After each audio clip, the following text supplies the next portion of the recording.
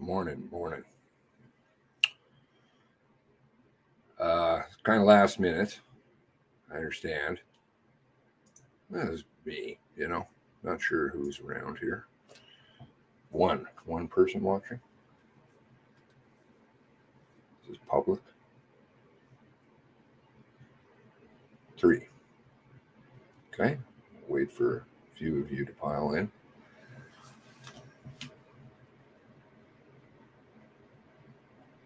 Dislikes disabled. I don't disable anything. That's a bunch of balls. Balls, I say. How's everybody doing today? Maybe I'll grab a quick coffee. I got some left here. 9 of you here. Well, my comments aren't showing. A lot of funny games going on, I'll tell you that. So I thought I'd walk you through some of it.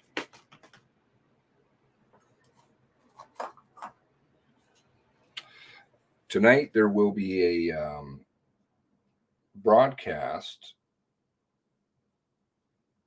hoping to get to all the crew back together. So it should be good. I think we'll start off on Cage's channel. So it'll be Tara, myself, Cage, Adrian, possibly Steve. Not sure. He's out of town. Trying to get this together. I'm not the best at doing that kind of stuff. Organizing. I'm sure everybody's got that figured out too. Ranks up there with my tech skills. But should be good. And then I think we'll do an hour over there and then come on this channel, kind of hoping to bring some of his crew over here because they're up to speed on somewhat what's going on from the other day. So it'll be good to get everybody together, kind of,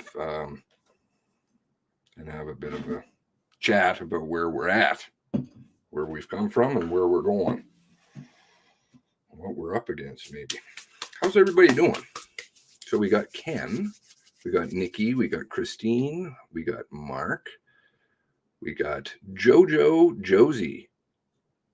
Nice walk. I enjoy your channel as a Nova Scotian. Thank you, man. Right on. Okay. Now, where shall we start? So I'm piecing together kind of, I work all over the map, as you guys know. And so I'm working on stuff down at the big stop because the big stop is very interesting. Multiple gas stops and, those kinds of things. Oh, yeah. The remarkable, what was it? Let's see. I think I've got something here lined up.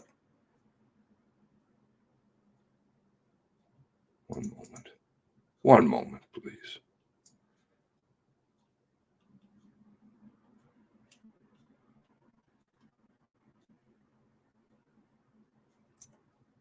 We all got fed a lot of this at the beginning. We all get fed a lot of stuff. Boy. Let's see, how do I do this here? What is Steve's channel? I don't think he has a channel anymore. I don't even know. I haven't talked to him in a long time. So I have no idea. I don't think he has a channel. Somebody told me I think he was doing Telegram or something. I don't know that kind of stuff. So, Green Bastard is here. Very interesting. Okay.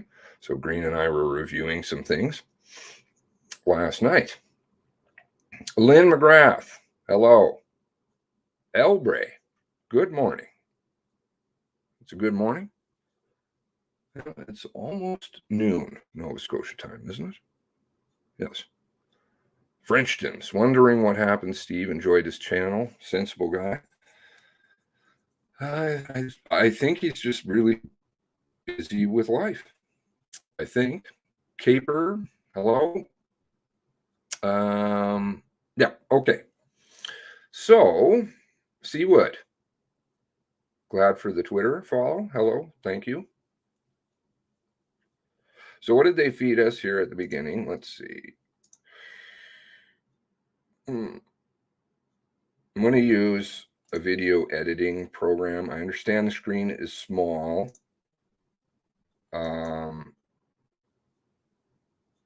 What the hell is this? Go away. So this was what they were telling us at the beginning. I believe it has audio. Yes. All right. Police had tweeted Gabriel Wortman was no longer driving a police cruiser, but now a silver SUV. In fact, he had stolen another car from one of his victims, Gina Goulet. It was low on gas. And then, a remarkable coincidence. When he pulled up to the Irving Big Stop, the emergency response team and a K-9 unit officer were already there, also filling up in an unmarked vehicle. Okay, so there's all kinds of nonsense in there. Totally illogical garbage, which is very apparent. It was at the beginning. What kinds of things are they telling you? They don't know what vehicle he's driving. He's driving all kinds of cars. Then he's driving a car they don't even know about. Then they just happen to stop for gas. And what was it? Let me make sure I've got that right because it's changed, right? Now it's then a remarkable coincidence. Everything's a remarkable coincidence. Just by minutes, don't you know? Seconds. Yeah. Okay.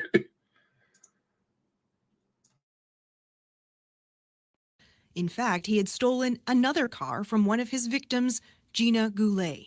It was low on gas. And then, a remarkable coincidence. When he pulled up to the Irving Big Stop, the emergency response team and a K-9 unit officer were already there, also filling up in an unmarked vehicle. Sources say it was one of these officers who shot the gunman. And then, a remarkable coincidence. When he pulled up to the Irving Big Stop, the emergency response team and a K-9 unit officer were already there. Okay, so they were already there, right? Well, that's come to be not true. But I just wanted to give a little bit of a refresher. That, of course, is from, I don't know the exact date. That probably would have been off the National from April 19th, April 20th, something in that range, 2020. Now, let's have a look at the Big Stop stuff. So, of course, they didn't release many things because that's what they do. They don't give you the stuff. So if you go over to, okay, I don't want to close that window. I like to have all kinds of windows open. I don't even know why, because I can't find them half the time. So if we go to documents, foundational documents, whatever, I'm going to give you a foundation one of these days. Now, if we scroll down and then we just go any type video, here's where you get a list of the partial stuff, which is never time, all kinds of time issues. Clocks are funny down there, I'll tell you that. Soon to be afternoon. Hey, Peter. Hey, Uncle. Jamie, remarkable coincidence. Yes, everything's a remarkable coincidence, just moments. Oh, Todd. Good old Todd. Not changing your name, Todd? Lucky out, maybe? All right. So you got Enfield scales, and we're going to get into that one. And then we've got some Elmsdale stuff here. And I think they gave you the East Hants Aquatic Center. Okay. Now, if you want to get this, big tip, green bastard, let me in on, because I'm not a techie guy. What you can do is you can do this little doohickey up here, is what is this? The Vimeo downloader, simple video downloader. Vimeo, simple Vimeo downloader, which you can get off the Chrome store. Not that I like Google, because I certainly do not, but whatever. You can't avoid them. So, and most people do use them. So you can get this, and then when you go to the video, why don't we do it? Because it's probably going to pan out here. Why I need to, I like to do everything by the book. So there's no big stop tapes in here, and that's for a reason. So if why don't we do the, got a few Petros. They give you, how much do they give you on the Aquatic Center? They love you to just go through all kinds of shit. Now, why am I not seeing it here? The weigh scales. The weigh scales. What's going on here? Am I not? Did they take it down? Or am I just blind?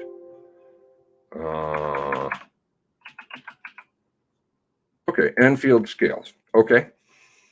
So if we go over here, and then we just to show you how the thing, the booby works, I think. Now, you can go and you can just hit play. Okay. And then I think you just hit the button, and it says it's doing something. And then over here will pop up some selections. Well, I don't understand the 4K, 2K balls, because you got to throw in something on the computer, and I don't understand any of that. But anybody who does understand that kind of stuff, grab up these videos, right? Look at this stuff for yourself critically, okay? So then you just would hit one of these buttons, and then it'll download. Now, enough on tips. I think O'Deer's got a few in there too. Link grabber is something else, and that'll tell you maybe what links are missing. And I don't know. I just try and download all the files every day, which is a fucking joke. Thank goodness. Maybe I'll ask for hard drives for Christmas from the government too, aside from eyes.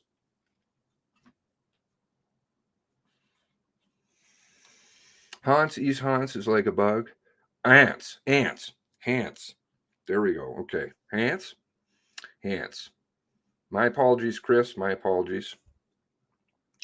Just a Alberta boy who doesn't know very much about anything. Now, it's good to be humble. All right, so let's see. Hopefully my computer isn't going to get too angry with me.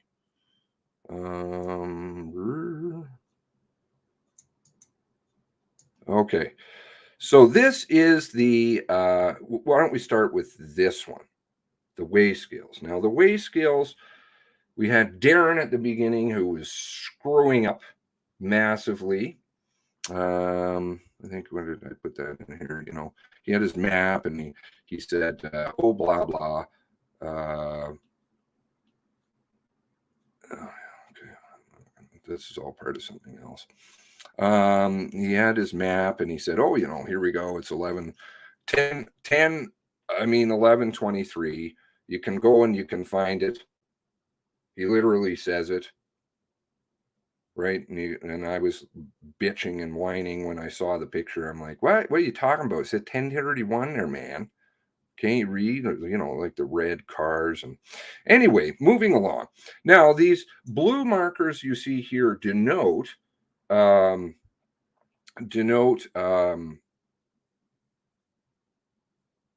cuts in tapes.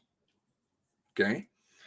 So you got to be really, you know, remember at the beginning, I'm like Clinton and the part, what was it, 3.0, and they kept changing them to 3.0. And when I pointed out, they would go and change the aspect. It was fucking ridiculous. So you have to be very, and you guys are getting real good. And I'm sure people are going to point out all kinds of ones that I miss, which is awesome. You have to watch things very carefully. Why are they clipping? Why are they clipping? There's a reason, right? I think they're going to throw in junk clips to mislead. I'm sure that Todd can back me up on that one. This is part of the game, right? But they also will, of course, clip things out that they don't want you to see. Not that they're going to give you very much of anything anyway, as we've all learned. So now, so this is the tape. Now, why is this not the whole tape? Shit. I'm missing the beginning part. Because there is a car.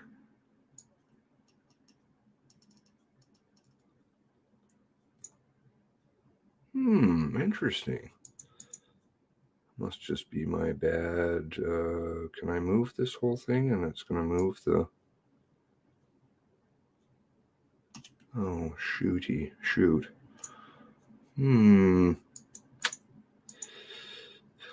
All right. Now I've just messed everything up. Typical.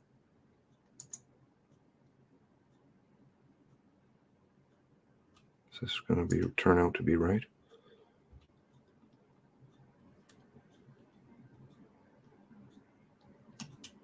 No. I've got it messed up now. Still.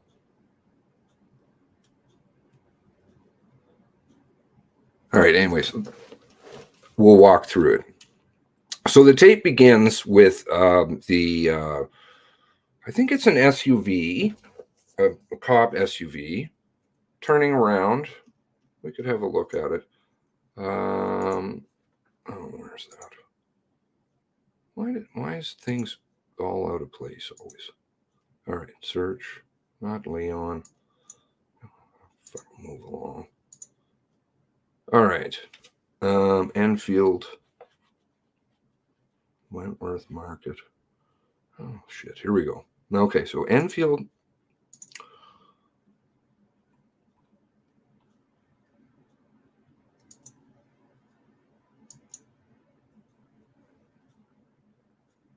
There we go. We got an SUV going the wrong direction.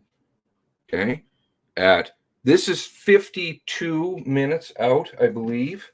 52 minutes out, if you do the math, which they like you to do math. So this SUV is going to come, and I don't know why he's down there doing that stuff. And then we're going to, so why don't we go back over here to this program? I don't know why that was missing, that beginning part. Now everything's fucked up because I moved it around. Okay, so can you guys see that up in the top corner here? I want you to take note of the camera, or sorry, the timestamps, because it's very important. 10:31:24. Guys, can you see it? I really hope so.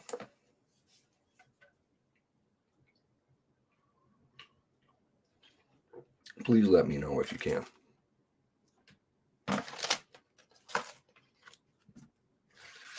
RCMP bonging out. Oh, okay. Hey, Glenn. Nobody's talking. You're on the like button. Okay. Thank you very much. Could somebody just let me know that they can see the time? You can see the time. Okay. Now these markers probably are out, which is unfortunate. Okay, so what did they show you? They showed you at the beginning, they showed you the effing car. Well, that's why it's out, because I was clipping to do a video. Now, so this was the time, this was the thing that they showed us at the beginning, the still. And he tried to like, oh yeah, it's a video. Get out of here, it's a video. Everybody knows it's a picture. Move along. Now, why did he show you this picture? Of course, because it just shows Solo Crackolo gray Mazda 3, right? Which they had no idea he was driving. Now, moving along. Okay. That looks like a white car to me. A white, possibly white something or others. Okay. Maybe nothing, but okay. And in the background, if you can see, my arrow is pretty big, so that should show. There is a, what do you call that? A truck with a cap on the top or something? Big cap, right? Big cap. We'll just go back here and look familiar?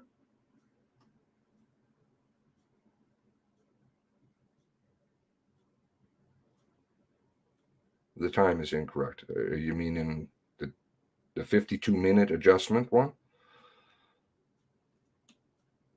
Okay, so the truck looks familiar. Let's say that way. Possibly law enforcement vehicle. Okay, and those of you who already know this stuff, then this is redundant. All right, 10, 31, 35, 36. Now, watch where the supposed Wortman perpetrator vehicle goes. Watch carefully. Okay, so here it is here. Watch the cars. So here they are going forward. You can do this on your own if you've got software or stuff. Now, where is it going to go? Okay, so we see the SUV, the white SUV, and the other car that was behind it, right? The last two there. But let me just do it this way. You can see here is the Wortman vehicle. Now, I don't know if it's stopped on the shoulder or if it's because there was the white car behind it also, or it's just turning. Now, there's going to be a clip here as the Wortman vehicle turns. Watch. See, it's just waiting there. Boom, right there. Because I wanted to see, is the white car following it? White cars, white Hyundais, Elantras. Everybody's got them for some reason. Definitely not on my favorite list. Now, because the big stop is over here, right? Still the police guy sitting here. Okay. But we don't see him drive across the bridge because there is a clip. I'm fucking pissed that I moved it because it would show all the markers. See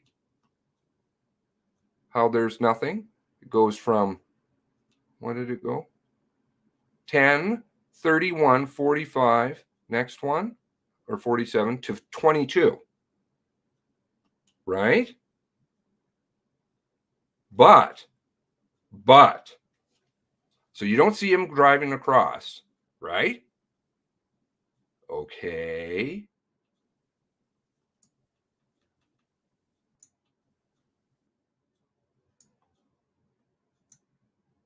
What is that?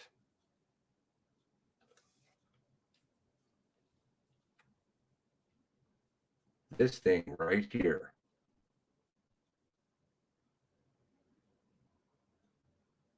Do you see it? Let's go back. Can I remove these things? Let's see. If I do that, I do this. There we go. Now, if we go back before the clip was done, look what's there. Oh, nothing. Nothing is there. Then it clips. We don't see the car drive across. And what's waiting there? A car. Kind of looks like a Mazda 3. The body outline of one, doesn't it? Let's see. Do you see?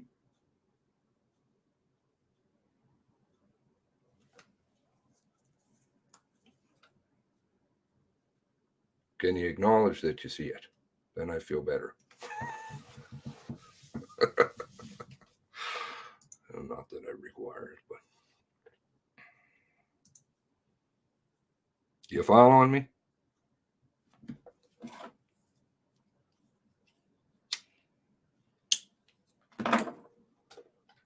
No, no response. You guys all mute today? What's going down?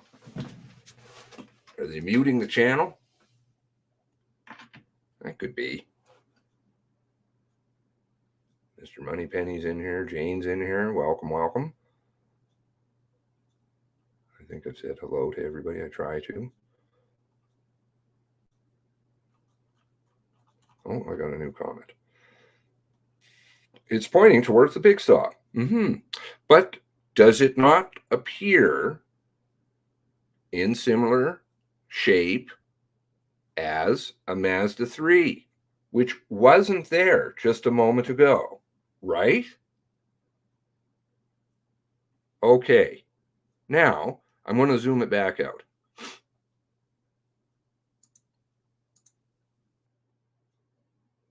All right, and we'll just watch that again. Just see?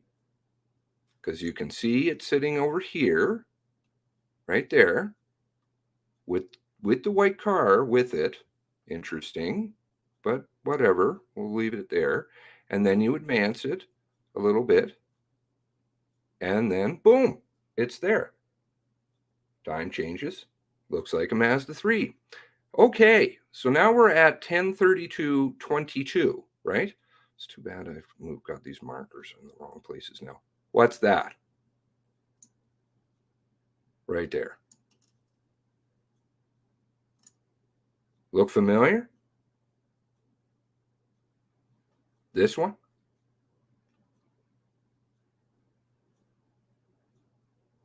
Oh, okay. Sorry. You're zoomed in, chat. Does this look familiar? That's Hughley and McLeod, right?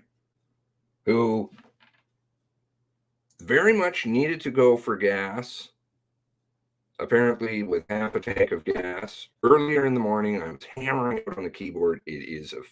I clipped that piece. It's one of many that are very interesting to watch because it shows they're watching. Now, and I was hammering away on the keyboard, half a tank of gas. What are you guys fucking talking about? You guys were down there at 11:10, blah, blah, blah, blah, blah. Second visit, blah, blah, blah. Because they were at the big stop. Phone's lighting up for some reason. I don't know why. Now, Hughley and McLeod were down there at 11:10. People like to go to the big stop for some reason. Supposedly to get gas, but then didn't get gas, but did happen to meet up with the white Ford Explorer, Halifax, ERT, who just happened to be sitting at the big stop. Also, maybe they needed gas, don't you know? Burl. They're watching, and what did he say? He's like, I've got the clip sitting in this drawer right here.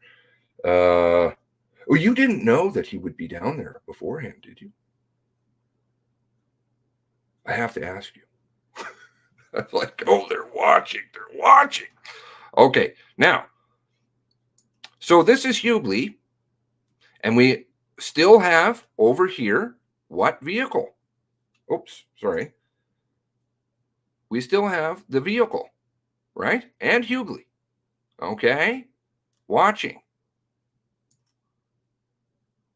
We're going to get a whole bunch of RCMP. It's pretty great. Okay, moving along. There's a lot of things to note in this video. There isn't all of them. Okay, here comes another RCMP. Watch across the bridge. Let's see. Let's go frame by frame. There's Hughley. Where's Hughley? Oh, I've lost him.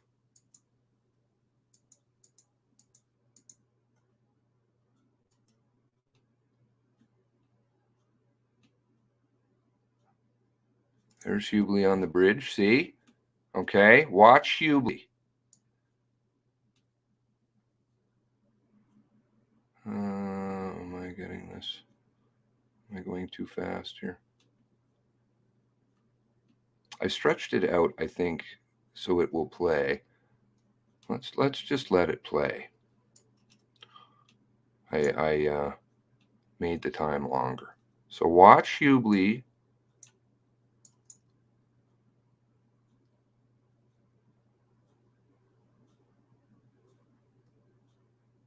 Okay, here he comes. I slowed this down. I can slow it down more, but okay, so there he goes. He's going up to the bridge. We still have the car over here. All right. Now, Hubli turns the corner. Hubli and McLeod, because they need gas. Even though there was 2 gas stations up in Elmsdale, and they didn't get gas the first time, and they have half a tank of gas, they're going back to the big stop where the Ruddies from HRP are sitting. Okay. Watching. Is Hubli coming into scene yet?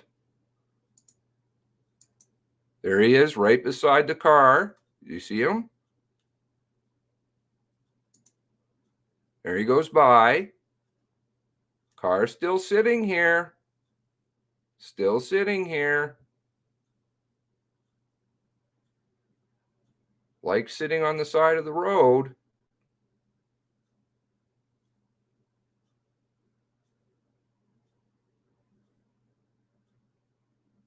Oh, but he doesn't. Then he starts to go. Oh. Maybe Mazda 3s like to follow.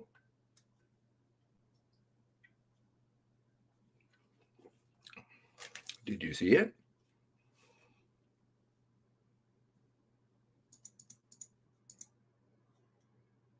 Let's go back.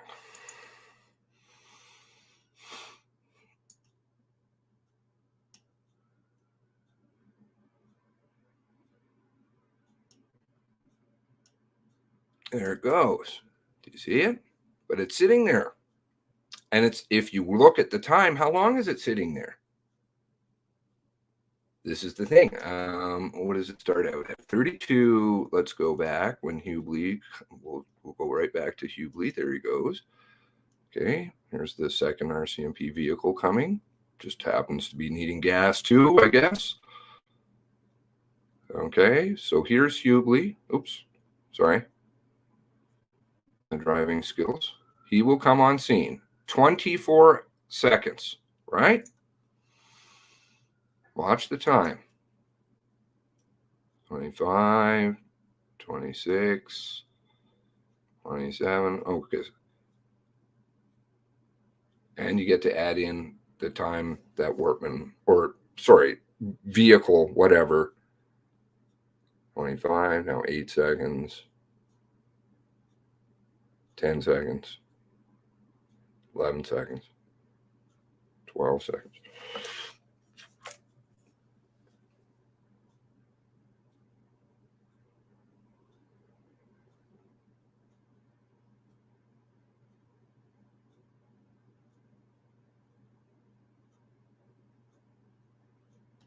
Hubli just passed him. Okay. 22 seconds after coming into scene. Going to get gas. 47 after, or 47 seconds.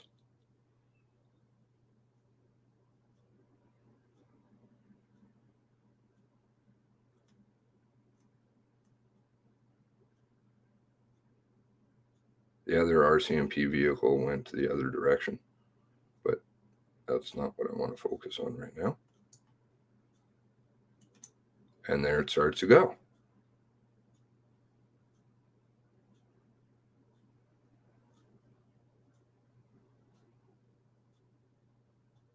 "23 seconds after Hubli came into scene, plus you have to add the time at the beginning after that car turned the corner. And the clip time. So this person was sitting over on the side of the road for an extended period of time. This tape, for instance, and oh dear, worked out the math. Where is it here? Talking about other things. Okay, now. So the tape is 10 minutes.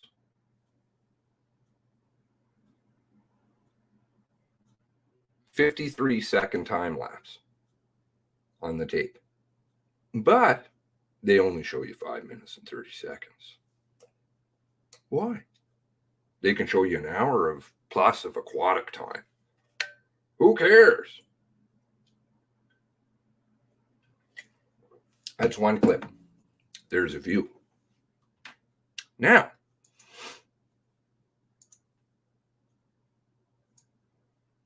you're going to see a bunch of RCMP vehicles come in.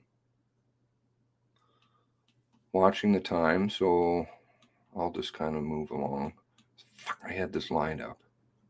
Okay, there we go. There's another one. Right there.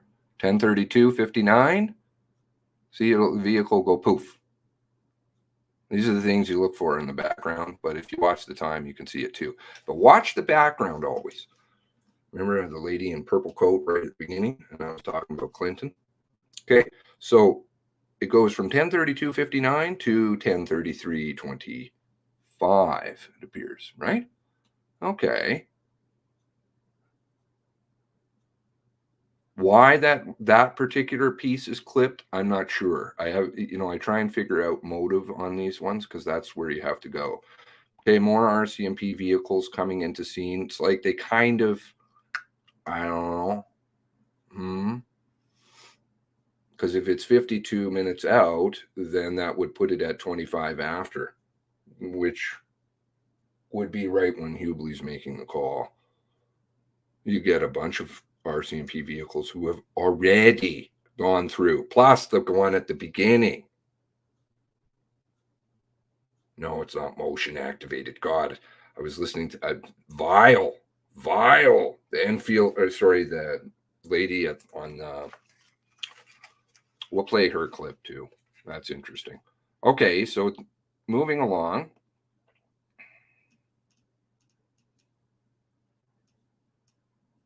Maybe I could line it up.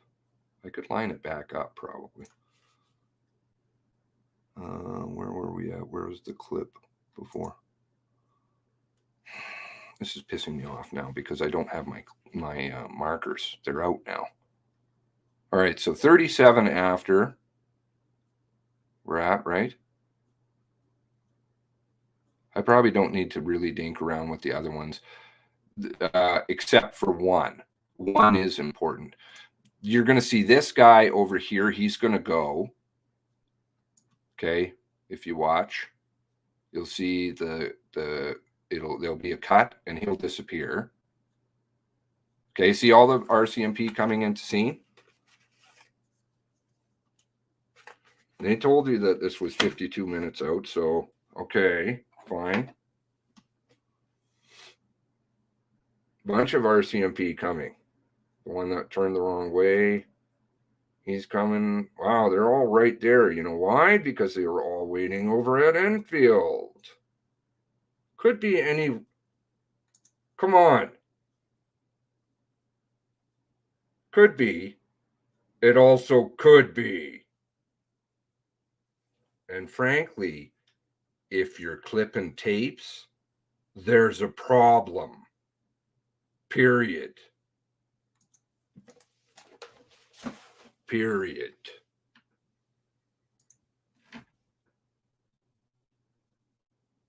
And there's a lot of clipping. There we go. There's another one right there. Tink, 10:33:50, 10:34:23, and Truck Boy disappears. Okay. Now there's, like I said, I think there's 5. How many clips are there in here? You can count my markers, even though they're not in the right places. There's 5 to 6 clips in this one. Okay, that's a lot of clips, right?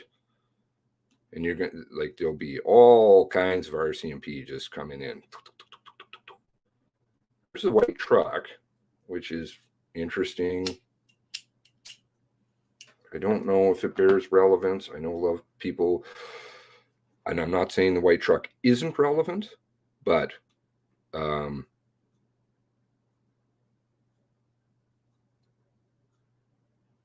it also could be a red herring. And given what I've seen so far, I'm not too sure. And obviously, you can't be driving 2 vehicles. So then now we're back up to multiple perpetrators, which is very good possibility.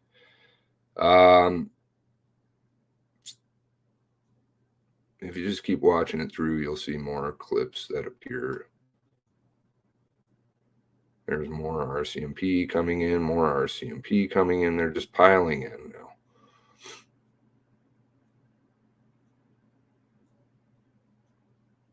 But there'll be one right here at the end that's, to me, that's very important. Lots of RCMP just coming in. I don't know what that dude's doing. Sorry, my marker is now wrong because I moved my stuff. But you will see, we can probably get it back on track here. So this guy, I don't know what he's doing.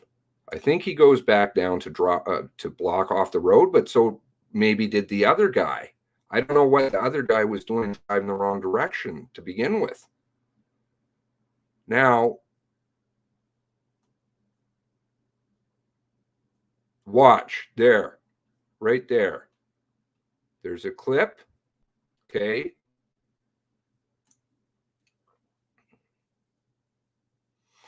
Watch right here. Let's go back. 55, 56, 38, 55, 56, 57, 58.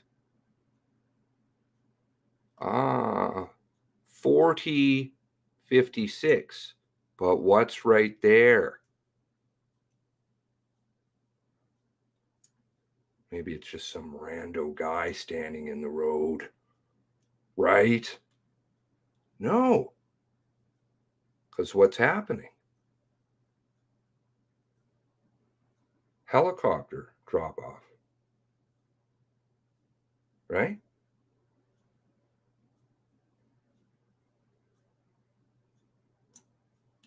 Watch them. But they clipped out the helicopter part. Why? I don't know. But watch the guy. He just, after the clip suddenly appears, you'll see him wandering around a little bit. See him? And then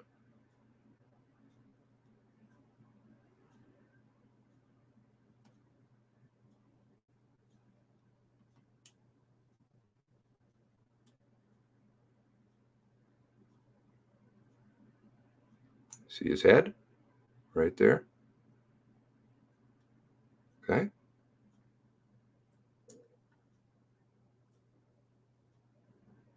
And it just moved behind the building. Now it ends. They don't show you anymore. Why would they need to show you a tape that they tell you is 10 minutes, 53 seconds long, but only give you 5.5 minutes? Or sorry, 5.5 minutes is cut out. Why?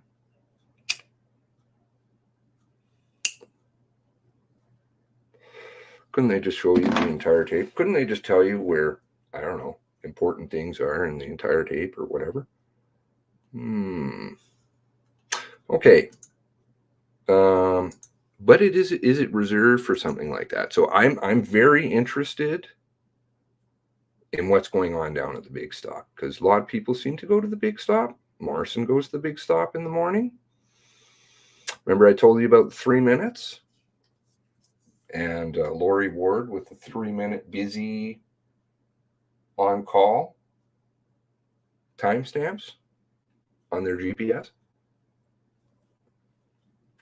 Oh, Morrison's got them. And he's got them at interesting times. We'll go through that on a later date. Now, why don't we go to Big Stop?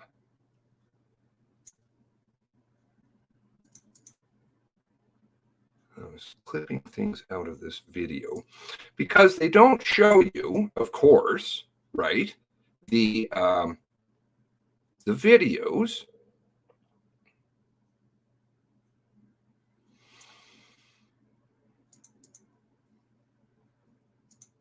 They don't show you the videos from the that they show you in the MCC, right? Let's see, I don't know why my computer's not happy. And you can listen to their hullabaloo. If you listen to their hullabaloo, sure looked like Campbell. Campbell, yeah, Campbell was there. Don't know what time that picture was taken. Was it Campbell? I don't know. Why was the helicopter landing off in a field?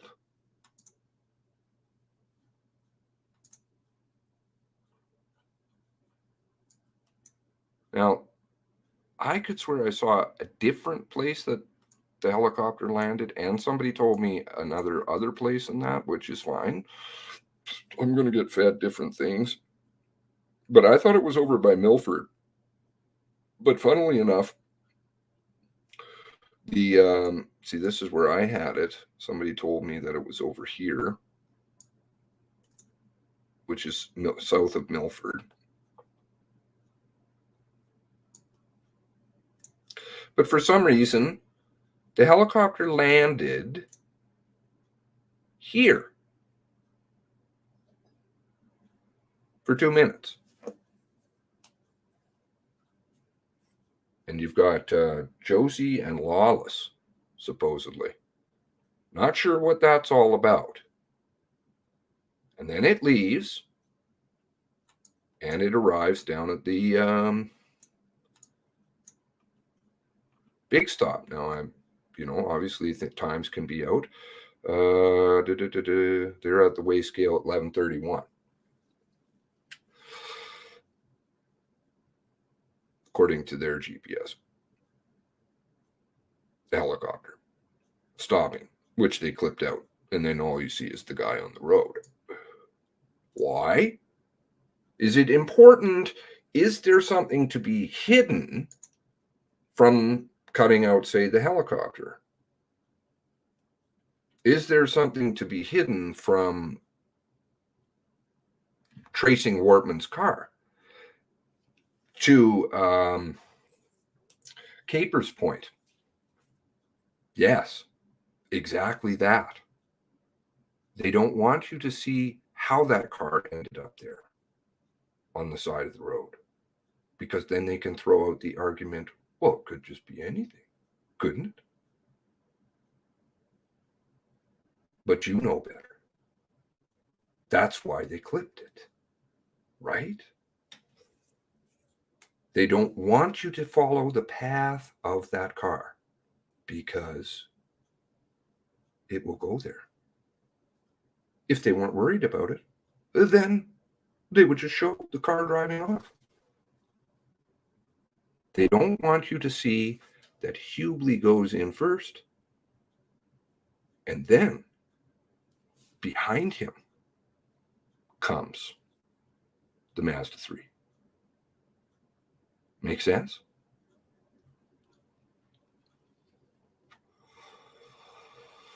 That's why they clipped it, because you'll follow it across the bridge, because they know I will for sure. Watch where that car ends up. And you should too. Just like everybody notices all the clocks are off now. All over the place. And they're getting wise to the fact that everybody is. Let's listen to how she deals with that. All right, which clip is that?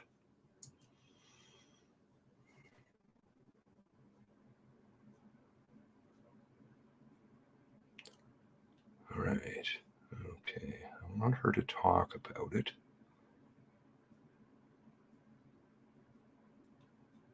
Okay, is that the whole thing? Okay, that's the tape.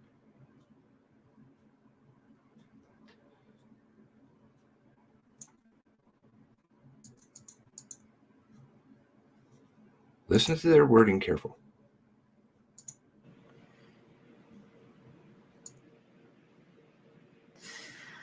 So there's a couple of things I'm just going to point out about this particular image. The first thing I'll indicate with respect to both videos that you've just seen is that this is, of course, taken in August of 2021. August in Nova Scotia is prime road trip season.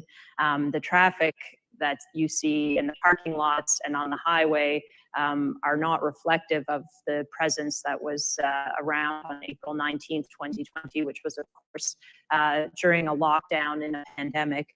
The second thing that I'll indicate about the layout of the buildings that you see is, of course, the pumps at the center of the screen. Those pumps are numbered with one pump on each side of each pillar. So they're numbered starting from 1 all the way through to 12, with 1 being at the right of the screen and 12 down at the left-hand side. Pumps 5 and 6 are located to the left of that white van that you see emerging, and to the right of the tail end of the red truck that we're able to see, just to give you an approximate sense. The second thing I want. Okay, so that's a lot of filler. The important piece there was the introduction of other things, which they're trying to psychologically manipulate people. Now, I think this is where she's going to say, let's see. I want to point out just from this vantage point are where the cameras that obtain surveillance footage are located. So there's one camera, it's referred to as camera 3, and that camera is situated on the restaurant of that building, sort of to the left center of the screen. It faces towards the pumps from some distance back, of course. There's another camera that's referred to as camera 5/6, that's immediately above pumps 5 and 6. So it's a bird's eye view looking directly down. There are also two cameras associated with each pump, one being camera 5 that's associated with pump 5, and one being camera 6 that's set over pump 6. So the perpetrator, as we indicated, took a left turn on Highway 2, proceeded to the big stop. He entered off of Highway 2 and proceeded towards the pumps. We have one image of the Mazda 3 entering next to pump 7. So it would appear that the perpetrator pulled in next to pump 7 and then conducted a U-turn. Okay, that's relevant because we'll get the mention of motion camera. That's why it wasn't recording. Because if he's doing a U-turn, then he's turning. That's motion.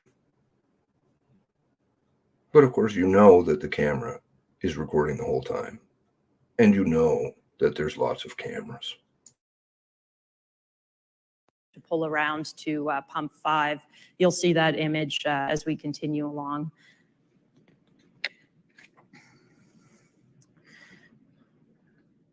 So this, as I indicated, is camera 3. It's a video camera set back on the restaurant. For our purposes, it's a fairly frustrating video.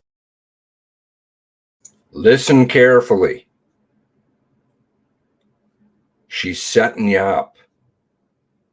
It's a very frustrating video. Video in the sense that you'll see a timestamp that starts at 11:23:56 and that it jumps or skips to 11:24:44. So two things to note. One, this is, again, a motion censored camera, so it activates when movement is detected in front of it. Like U-turns, right? If it were motion censored. It can't be selectively motion censored. Oh, but they're probably going to come out and say, it just wasn't lined up for that. Whatever.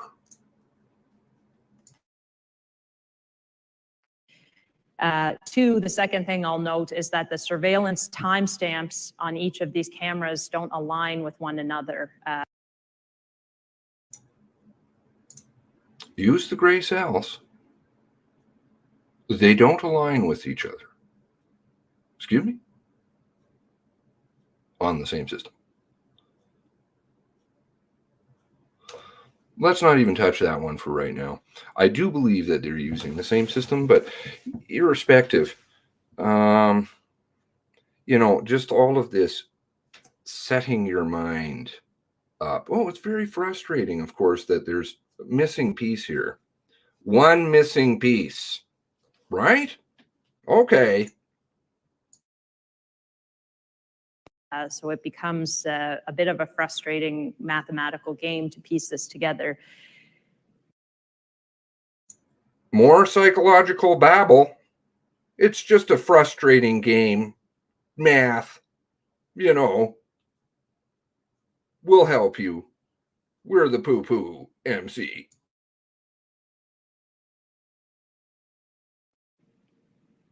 So given the trajectory of how the perpetrator entered, it appears he was not, or the movement was not picked up by this camera. So when we play the video, you'll essentially see a Mazda 3 sort of appear next to pump 5. It'll just appear. What a remarkable coincidence. Doing a U-turn in the parking lot in front of the camera. Camera seems to be activated or does record the SUV that was driven by Constable Hubley with Constable Ben McLeod in the passenger seat as it enters the pump. Was that before the gray Mazda 3 that was waiting on the side of the shoulder? Area, and that's what we will see in the video.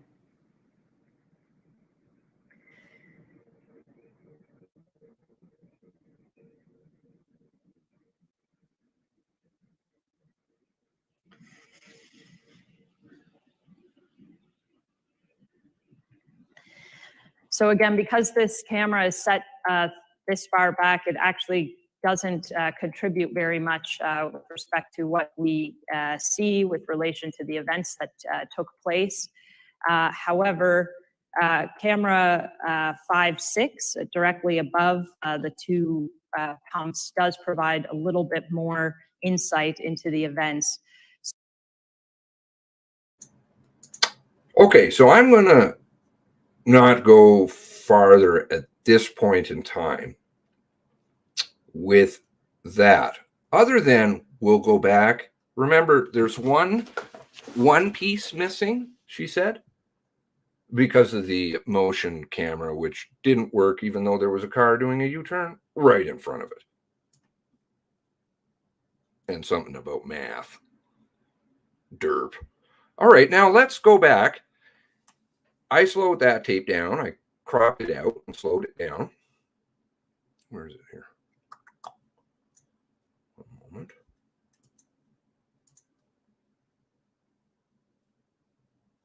God, this stuff is just, one day people are going to really rip through this stuff. It's going to be so good.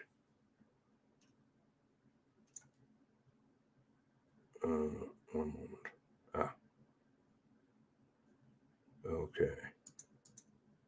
Now we'll do this one kind of together. So let's just look at the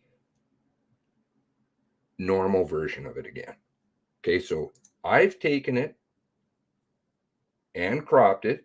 She's told you there's one piece missing, right? Because the car would be doing the U-turn coming in front of the camera, but the motion stuff doesn't work, right? And then it pulls up to the pump. Let's watch the tape.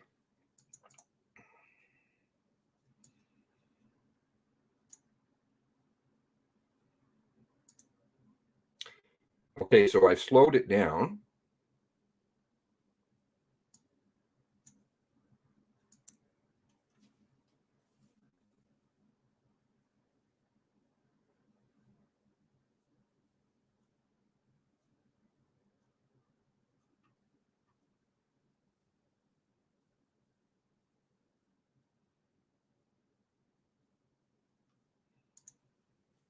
There's the magical appearance, the remarkable coincidence of the gray Mazda 3. Okay, now at the pumps.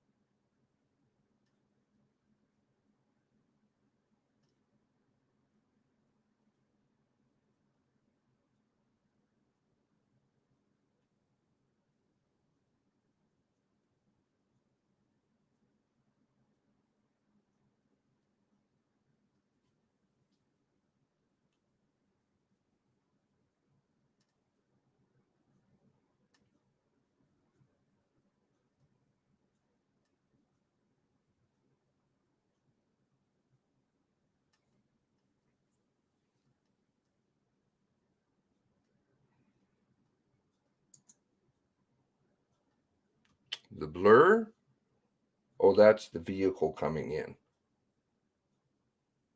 The Hughley vehicle.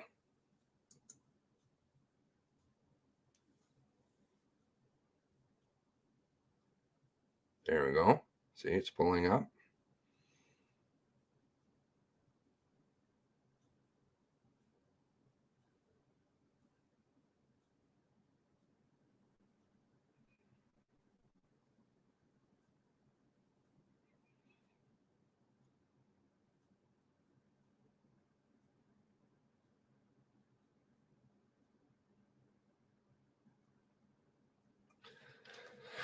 Now, I don't think there's anything too much pertinent. We'll let it finish out.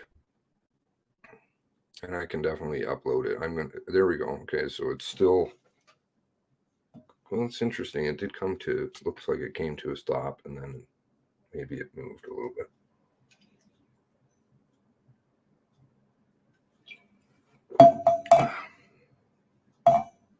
The fuck?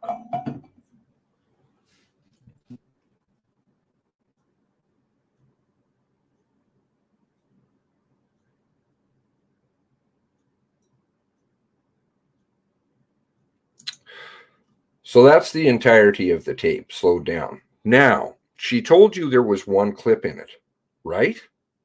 One clip. How long was it? I don't know. She told you. Let's watch it again. Oh, shit. Why have I got this like this? Oh, no.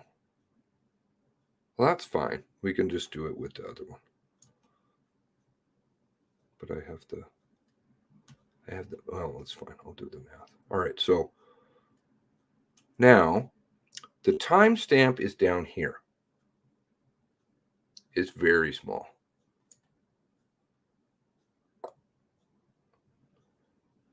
Okay? 11:23:56.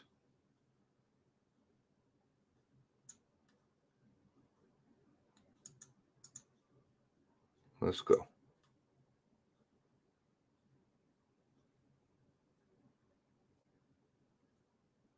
going to have to watch this a couple times. May seem boring, but bear with me. 57. There's the time jump, okay, that she told you about, where the car magically does the U-turn. It's right there. Okay, so we've got 23,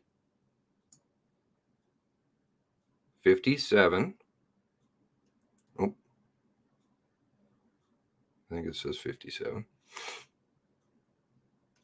Let's go back. And no Mazda, right? There we go. Mazda there now. Magically appeared. It's magically delicious. And now we're at 11:24:44. Right? So that's 7 is 37 seconds. Right? For the motion camera not working. Okay. Moving along.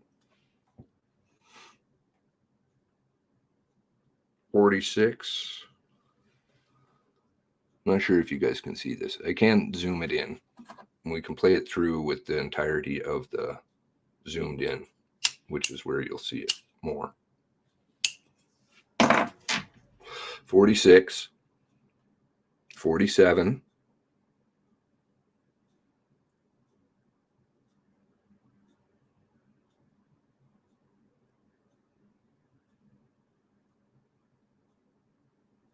so she's already explained there's only the one clip, right? 48,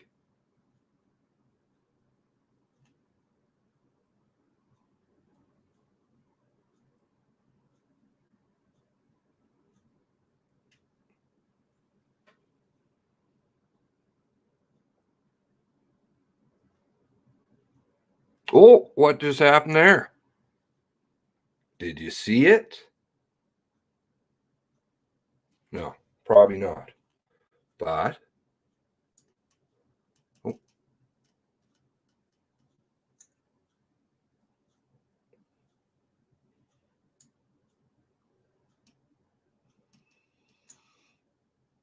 fuck, man, they take everybody for so dumb.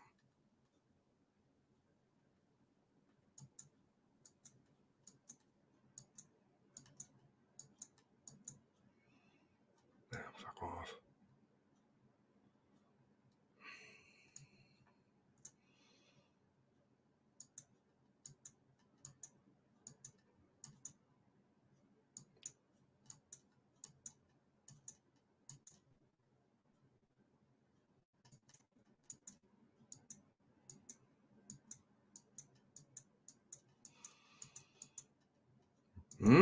Right there. See it?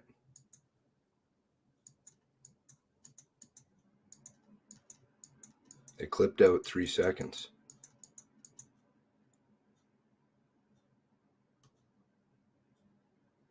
Watch it. Right there. You can see it. Boom. If you watch the tape, you'll see it. The clip is there. It's 3 seconds long. There's a second clip in it. Why? 47.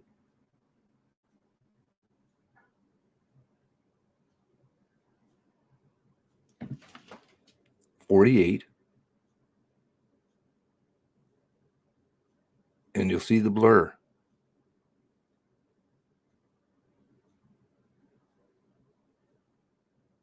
And it'll go to 51.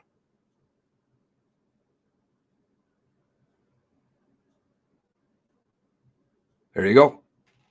Right there. Did you see it?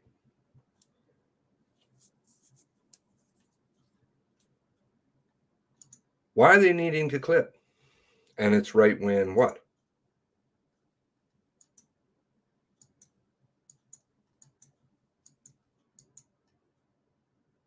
"51, 51, 51, 51." Just going frame by frame here.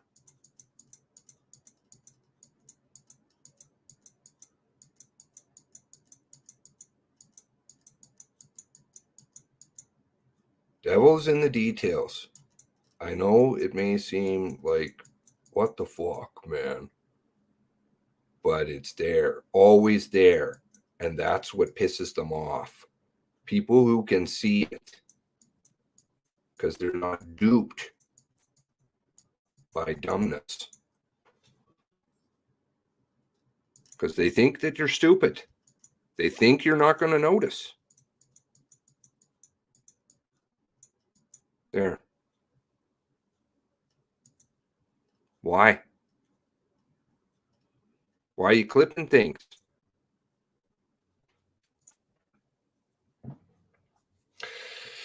Salty air, you know, I'm not going to go too tinfoily because they want to point fingers right away and say, oh, you know, you guys are just crazy. But it certainly is beginning to look like more and more that there was prior knowledge, and that Elmsdale, I got to put all the other pieces together from different people's statements and things, but it looks like Elmsdale might have been a staging point.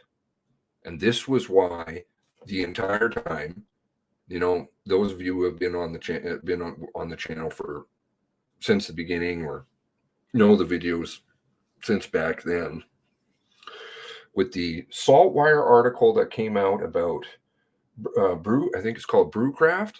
Is it Brewcraft? Is that what it's called? Brewcraft, over in the Sobeys Plaza in Elmsdale. So I talked about two things. One, the Sobeys Plaza, which was in the interview right away. And I thought it was very strange that only Saltwire had this one named witness who worked at Craft Brew, or whatever the fuck it's called, over in Elmsdale, spoke about what happened, about ERT being there and all this stuff before the big stop happened, and subsequently along the way learned about Elmsdale, and then got verification from I don't know. If that person wants to say who it is, then they're, oh, Steve's in here. Hello. Howdy, Steve. Going to do a show tonight. I don't know if you're, hopefully we'll talk later. Okay. Be good to get everybody together. We're going to do a show tonight. So again, for those of you who are just joining now, there'll be a show. It'll be on Rage's channel, Rage in the Cage channel, and for the first hour, I think it sounds like, and then we'll all come over here afterwards, and hopefully some of his viewers will too, which is good. More eyes, better.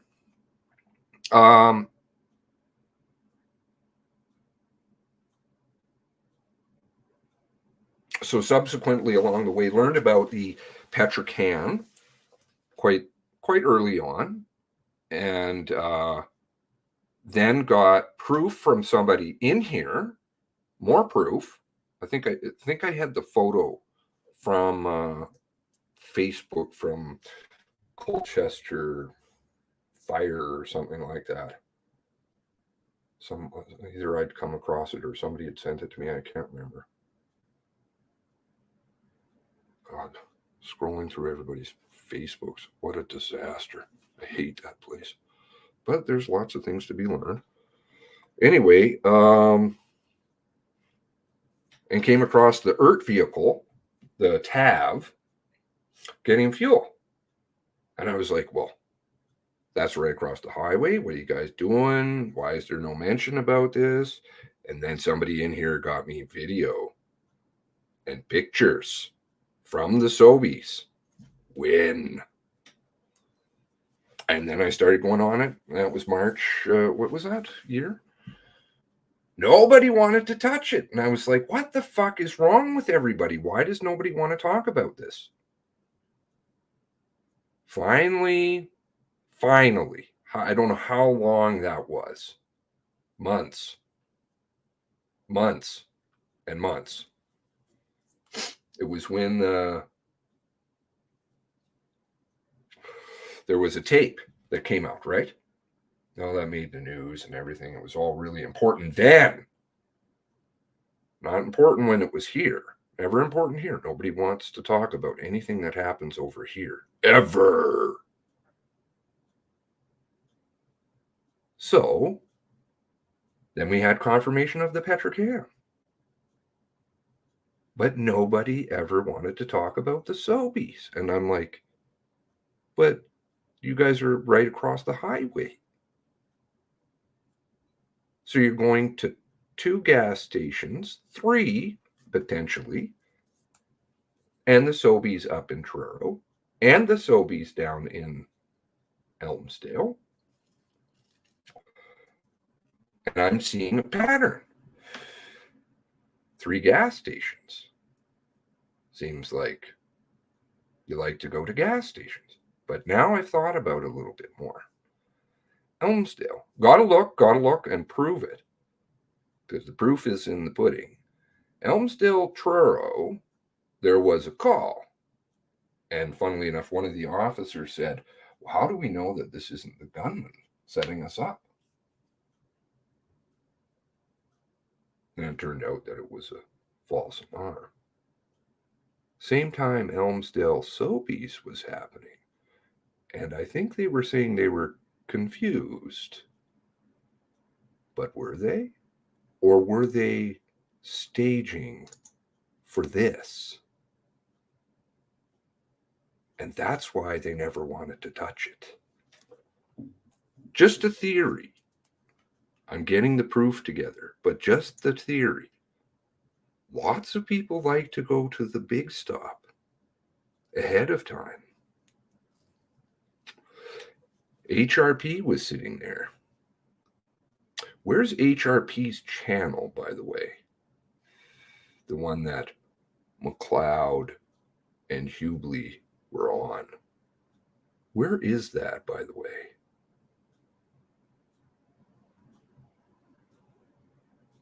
With, who is it? I can't remember. And the WhatsApp. The WhatsApp group. The third channel. They referred to the third channel. They called it the third channel.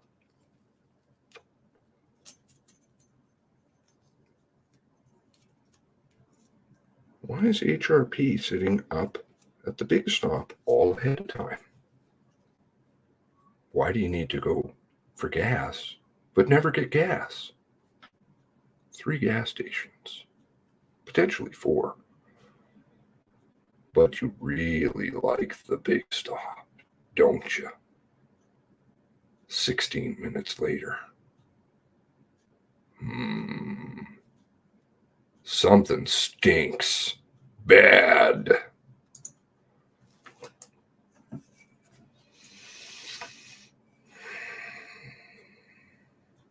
A remarkable coincidence. Just happened to know that she's low on fuel. What was that I heard around? Everybody knew that she drove around low on fuel. You didn't even know she was dead. What are you talking about?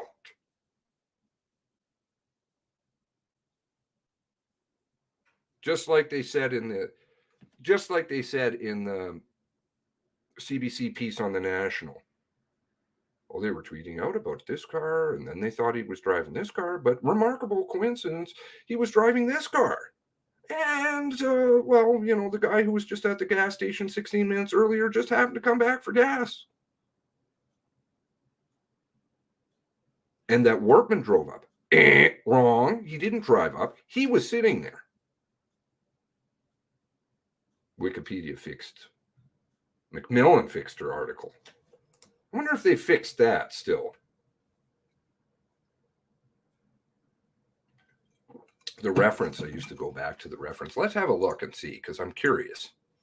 I used to point it out, and it was kind of maybe a joke to self, but Nova Scotia shootings 2020. Scotia X 2020.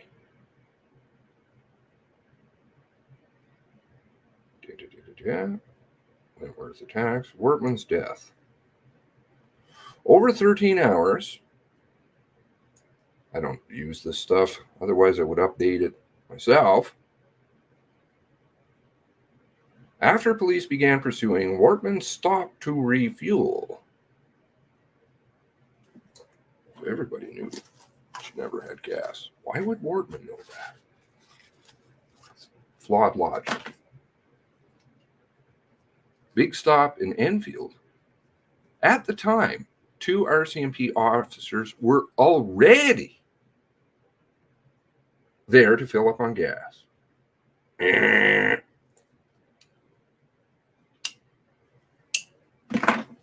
Didn't take Heidi's reading. They asked on the radio.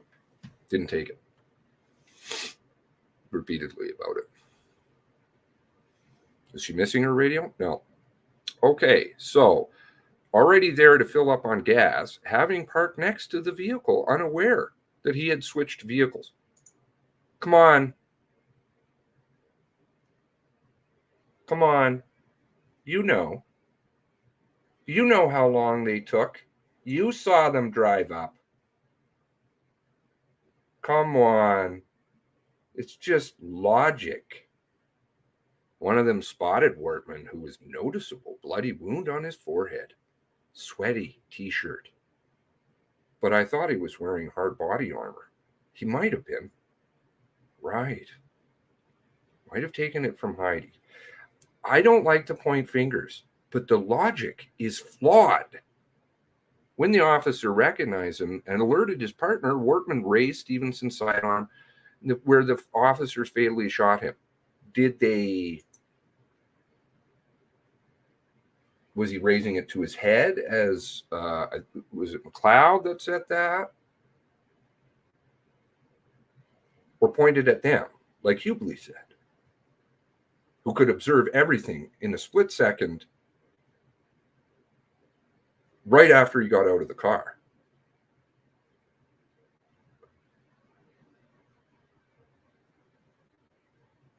Let's see if the footnote 55, 56. Mere coincidence. CTV. Do you see? They've been sowing it forever. Mere coincidence. National. Everybody just coincidental. No, there aren't coincidences in life, really. 55. Oh, isn't this interesting? Go back to the earlier videos and you'll see the footnote that was here. And you can go back in the history on this page. Was Macmillan's article, I believe.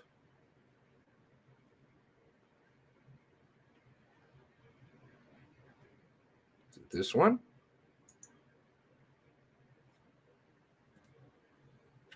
And she changed it.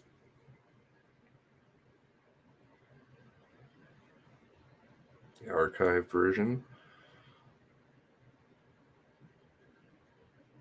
Is this Macmillan? No, I don't think this is it.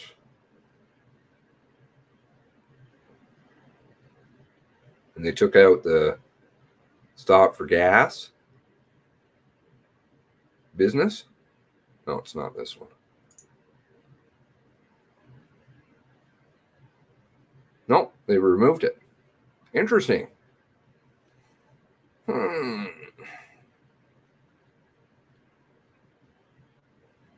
Yep, gone. Gone.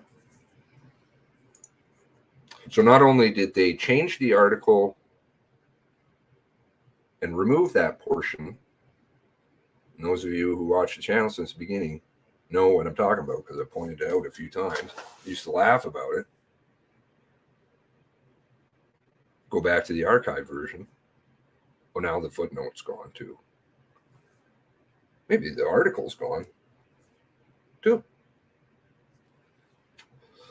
The thing is, lots of us save articles, like lots of them, and archive them. So you can always go back. Things on the internet, they fix archives too, but you can usually find ways. So why? I'm just leaving the questions with you. I leave the questions. I don't say, hey, this is the way that it is. Don't you know? Because anybody who tells you that, they don't know. Everybody wants to tell everybody else how it is. MCC doesn't know. I certainly don't. But I can find holes. You can find holes. You do find holes, and that's what makes them so upset. Because then they have to say things like, what was it? So frustrating. It's so frustrating looking at this video because there's pieces missing. That's more. That's the next level of psychological warfare. Yeah, we know that the time's missing. We understand that you guys know that now. So now we'll just tell you, well, it's just really frustrating. We're your friends. Thanks for that question. It's part of that same gobbledygook.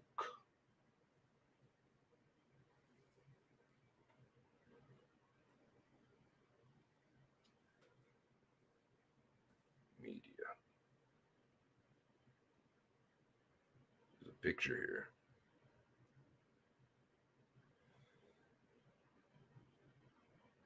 I'm not saying that the person or persons, because again, how has it been proven? And I'm not absolving Mr. Wart. How has it been proven that Mr. Wortman, A, committed all of these offenses, all of them? They would fail in a court. I'll tell you that much. I know that. I have enough law in my blood. I got a lot of it. It would fucking fail. Bad. All of these crimes, and number two, even committed any of them. I know that's a preposterous theory. How many of them did he commit? Has that been proven beyond a reasonable doubt?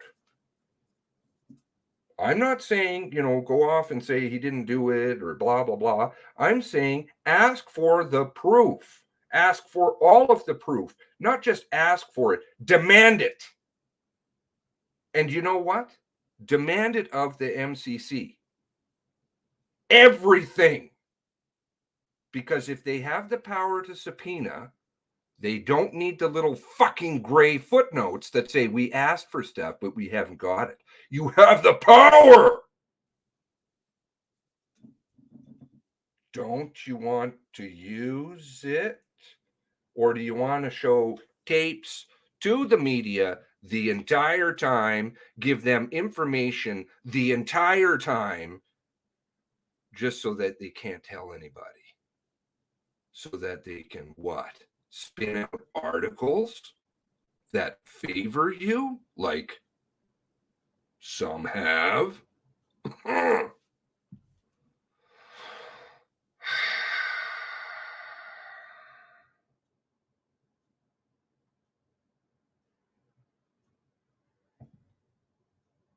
Logic. It's just logic. My philosophy professor, 201, would laugh. Laugh.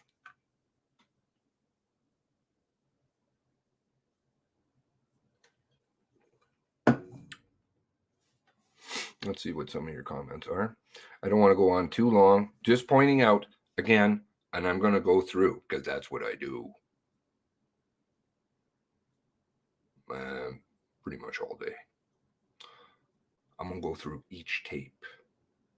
I'm going to get each tape. You know, the ones that they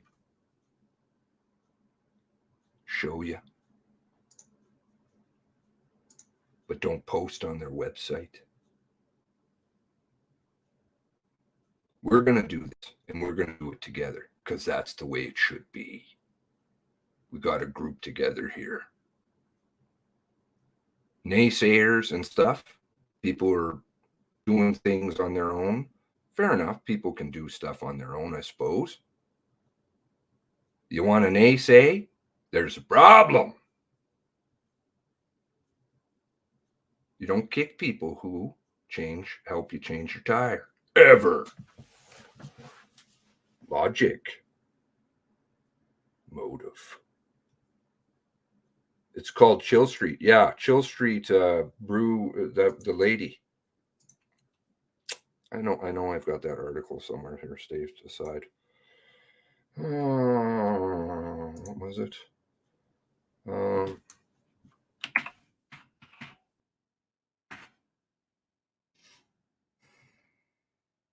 One moment.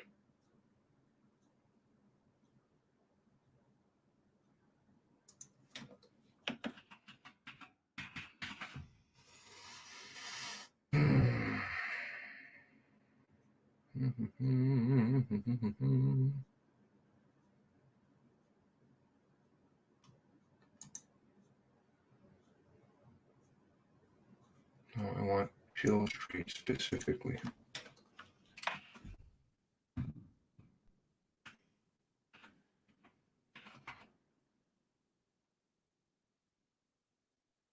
There we go. Okay, so let's get the link off this one. It was chronically horrid. Sorry. Copy link. Open link.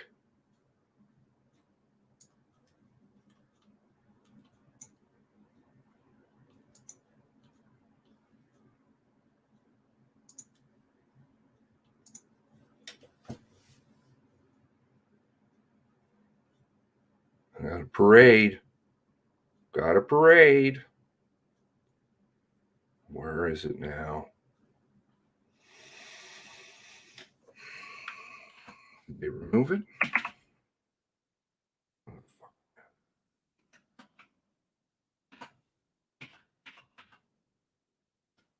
Shubenacadie resident Catherine Harrop was working at Chill Street craft beverage outlet in Sobey Elmsdale Plaza when police descended on it at about 11:10. This was shortly after RCMP encountered with the suspect in nearby Shubenacadie that left two vehicles in flames. Seconds after Heidi. Wow.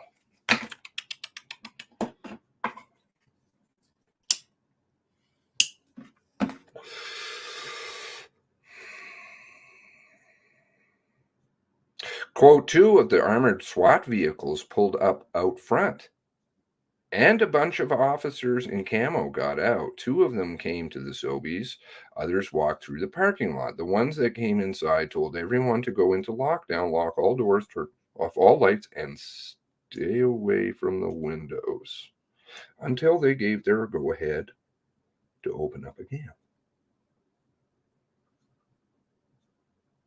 Harrop saw a group of officers return to their vehicles and leave the parking lot heading towards the residential area of Elmsdale, while a handful remaining officers continued to sweep through the parking lot. Oh yeah, on ramps, off ramps, and one of my coworkers later told me she could see RCMP cars all along the highway. I guess in case he did make it back to the main highway. Harrop said. Through the vehicle, Harrop could see police cars blocking all access to and from the main highway. So they're blocking the entire highway. How is it that he's getting through? How many cars? Was it, what was that? Wow, very concerned about the officers at the checks, or at the blockade.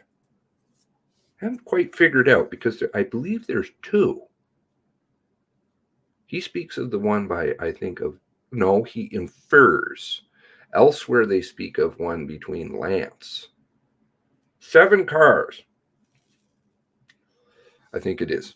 Or 7, at least 7 officers anyways. And he was concerned that there was a person behind them.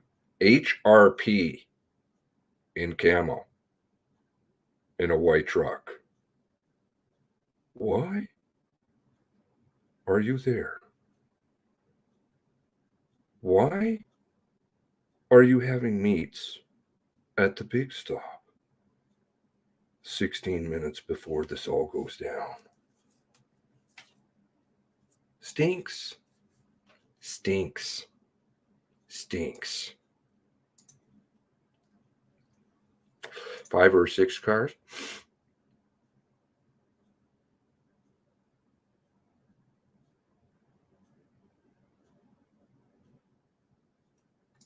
But you have to concur, no?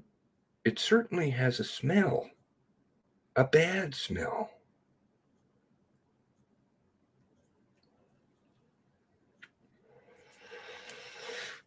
We'll get into the 3-minute thing later. If Wortman wasn't already dead in the car, without doubt he would have fired a shot at the RCMP. Well, they knew for sure. I can't remember who it was. Knew for sure it was Heidi's gun. I don't know how observant you are. You can see that little tiny stamp on it. Because that's all that differentiates RCMP gun issue, general duty, from civilian model. Same gun. And in fact, most guns look like that. Brushed steel or whatever it is. Black handle. How you couldn't tell. Would be in somebody's hand. What the fuck? Come on, man. I said I was going to try and avoid those pictures. My apologies.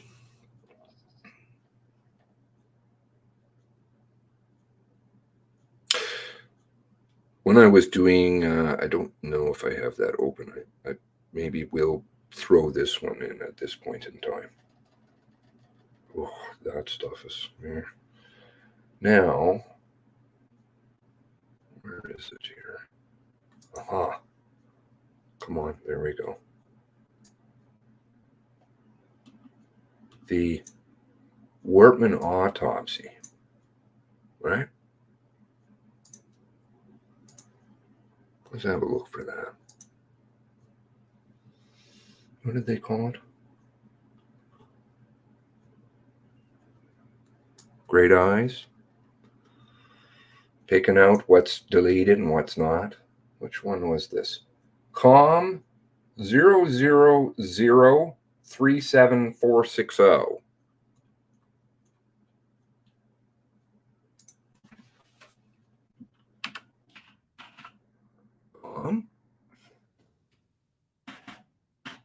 Thank you, Oh Dear, for, I think it's Oh Dear. I don't know where it's all coming from. That was who told me. I appreciate it. 3760. Now, let's see if it's on their website. No documents matching that. Okay, well, we could try Wortman.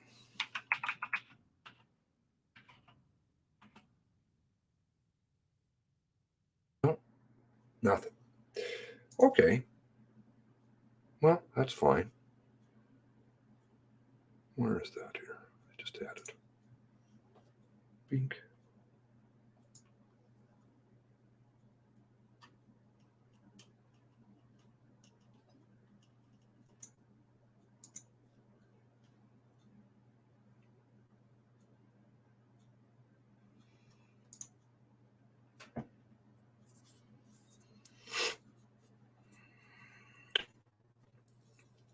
I'll throw in a couple more reasonable, logical questions, which there is nothing wrong with asking a question, right?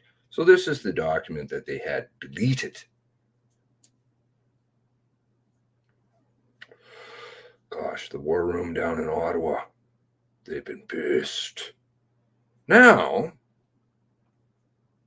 oh my God, you put something out, we're going to get busted here. Okay, so when I was reading through here, I just kind of make notes. Body is identified by DNA analysis. So nobody ID'd it. Paul Workman, of course. Frank had a tape with him and he said, oh, they won't let me see the body. I don't want to anyway, but they won't let me see it. Lisa, that's all up to her. Well, I don't know. Interesting reading people's statements, how they can't even figure out, even though they speak to her, what relationship. We're back to the question from the French journalist on the, what was that? The 24th or the 28th? They couldn't figure it out then either. They called her a neighbor, finally, after they powwowed for a while. The reader may refer to the report authored by Erica Curry Fraser and Dr. Benjamin Forward, dated April 30th, 2020. Where's that report? Where's this one? Why do they need to delete it? And why don't they put up the other one? This, of course, is Bose. Analysis of the blood autopsy does not demonstrate alcohol. But I thought he was consuming alcohol the night before, quite a bit. No? Or did I misread that?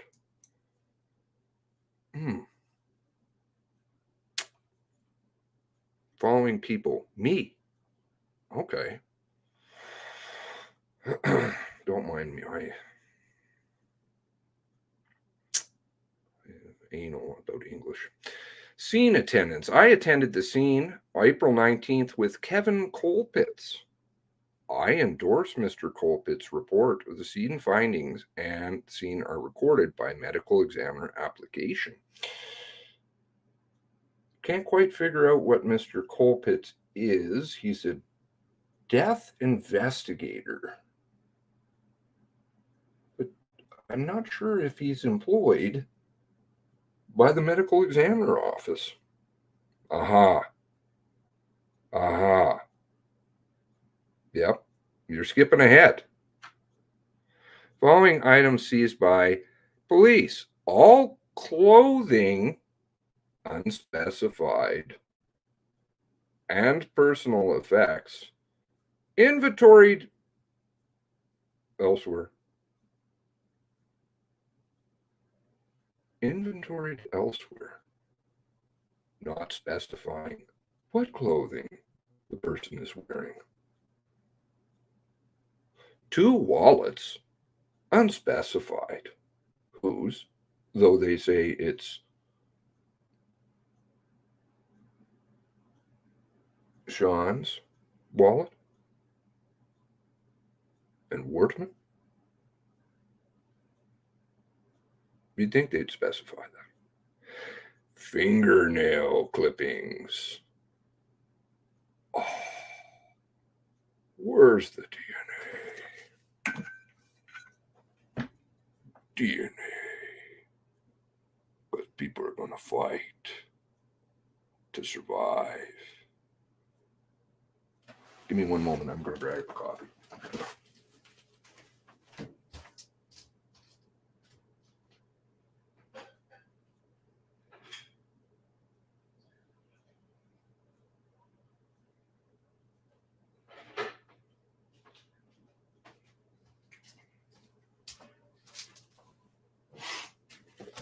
Fingernail clippings. Oh.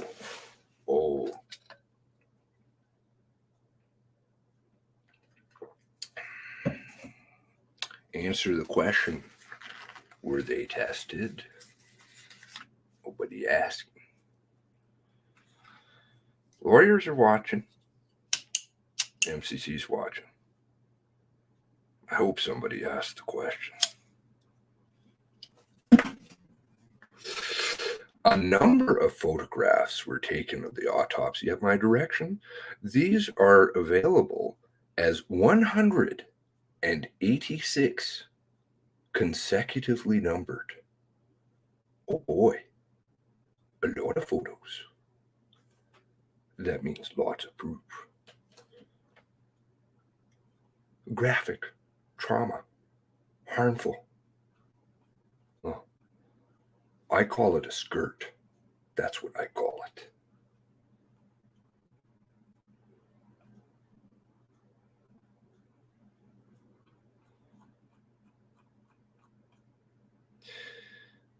Now it's going to talk about injuries. Fair warning. Do I have to say that? Fair warning. Graphic, trauma, informed. If you feel you can't look at the truth or it's going to bug you, tune out. You want truth? Let's continue. Is not associated with soot. Well, that would be reasonable. Stipple surrounds the entrance wound. That's an intermediate wound. Stippling. What is that? About 1 foot to 3. Somebody can help me with that. It's not close range, but medically that's considered an intermediate wound. Is on the top of the head, above the right external auditory meatus, above the ear. Badly deformed projectile. Okay, so now we know things are being recovered.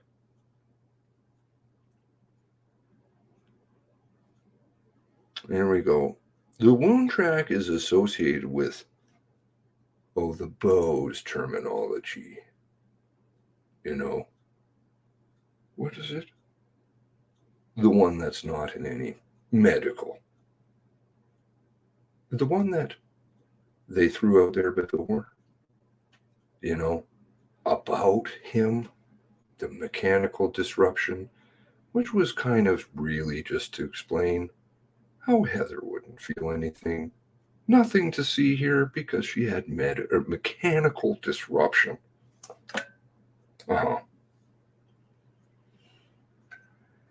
And that makes it all better, doesn't it?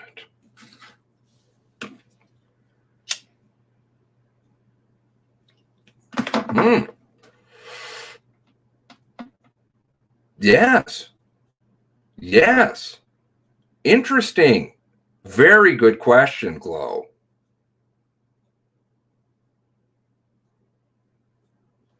I guess they're taking hair. Oh, the house burnt down.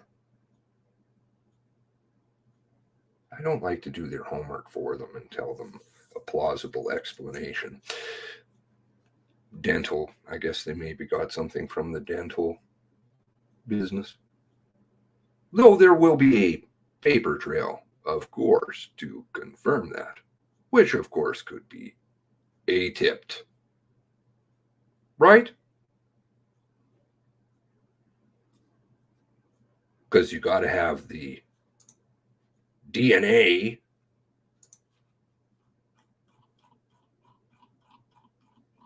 Scrolling.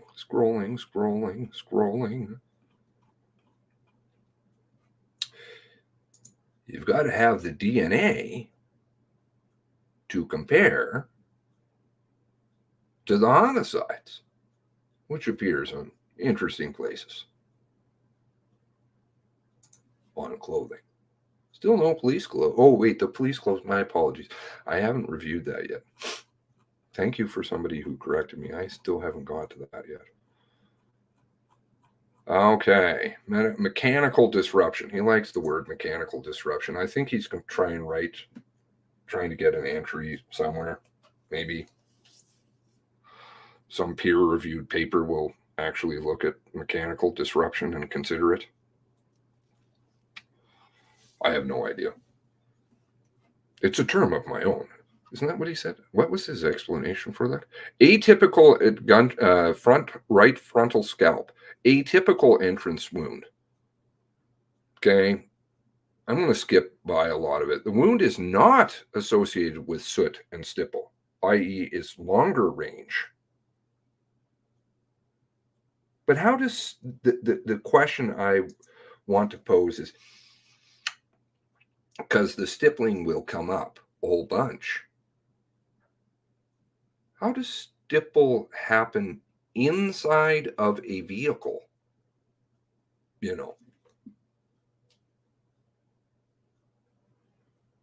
Surrounding you.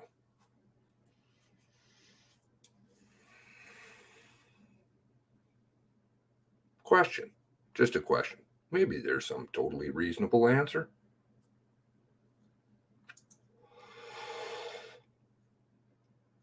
Irregular projectile fragments recovered. Wound track, anatomical position front to back. Okay. Left forehead has large hematoma encompassing the entirety of this area. Photograph not included. This is associated, traumatic. This is associated with a number of surface abrasions and left periorbital ecchymosis. Now,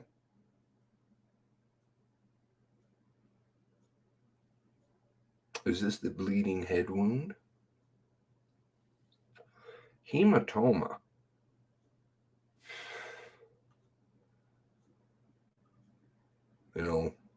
No blood on the shirt, but sweaty. But a blood shirt elsewhere. Okay. Some of these abrasions, some of them contain glass at the time of the examination.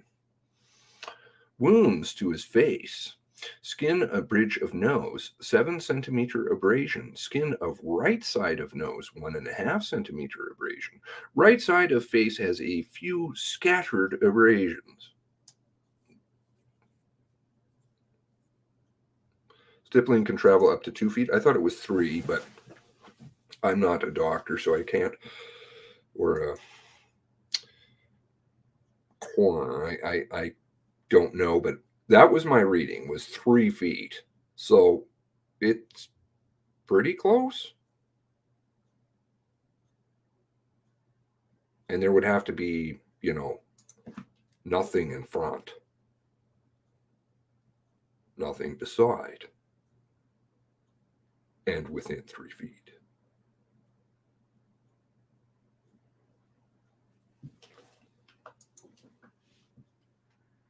Because you're in a car. Right side of neck, entrance gunshot wound. Top of head. The wound is from the top of the head. 21 centimeters, from the top of the head. Projectile fragments are not recovered from the wound, but see below. The wound track, subcutaneous soft tissue, and mechanically disrupts. And the laryngeal cartilage, where it ends. Both of the wounds described above are associated with coarse stipple. Again, coarse stipple. Hopefully somebody who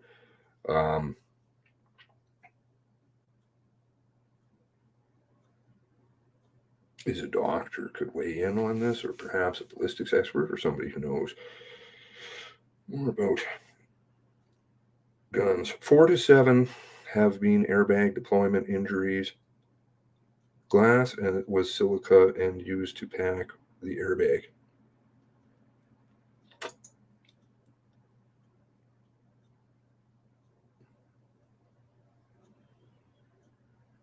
Yes, I understand. Thank you, Tony.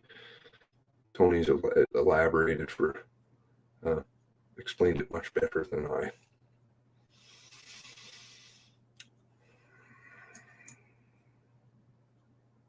DNA from ancestors, that's right.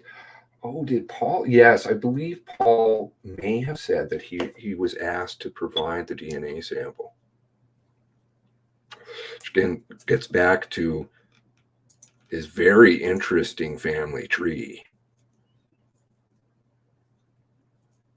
Because I don't think it's anything like we understand at all. No, not at all. It is not associated with soot. I'm just going to kind of blaze through these. Not associated with soot, not associated with soot, not associated with soot, not associated with soot, not associated with soot.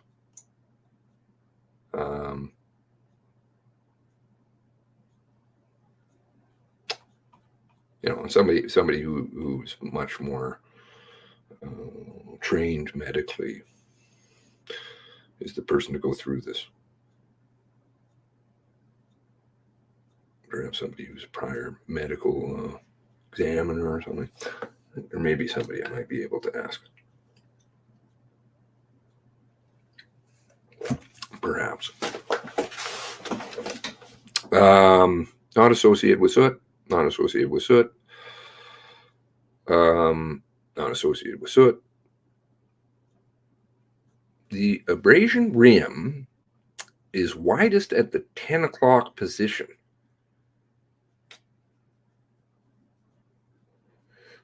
And now,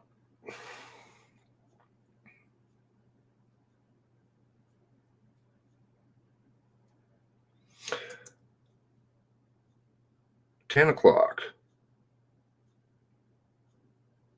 I'm taking it that's from his perspective, as in the body's perspective. So 10 o'clock would be, in this case, right nipple. Here is the widest point. Bullet traveling at an angle, the widest point is going to be here. It's going to be on the opposite side. To me, because it's going to rip, right?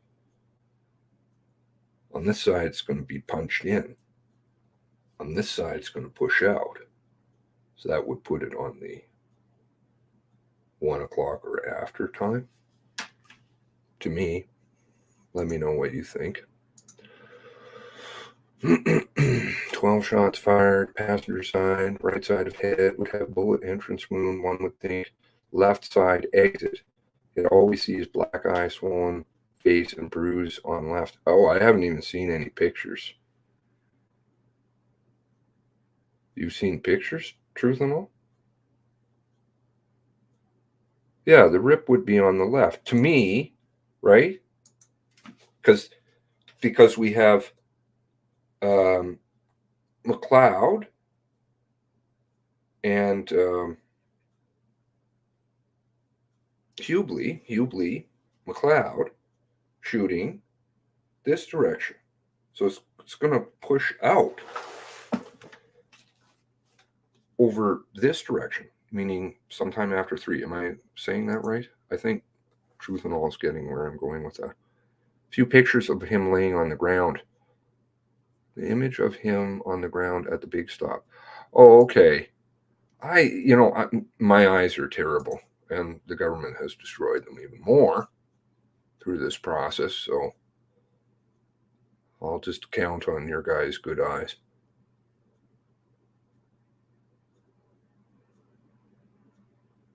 He has a Nexus card, so they'd have his fingerprints. Okay, but does Nexus card entail DNA samples? I think they got the DNA from the dad, if I'm remembering. Not associated with soot, not associated with soot. I'm not seeing anything interesting in these ones, but somewhat variable in width, but the widest is at the 11 o'clock position. Again, this is the same question I have. And I think Truth and All is understanding what I'm saying, right? So here we have it in the correct position, because that would mean that it's, sorry, in the incorrect position, because that means it's coming at this direction rather than at this direction. To me, correct me if I'm wrong. Not associated with soot.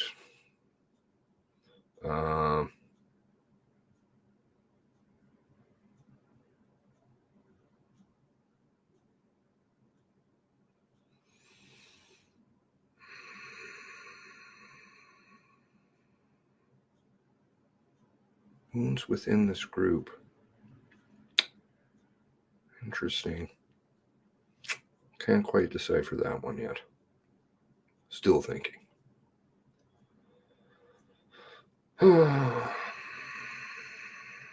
Rim laterally.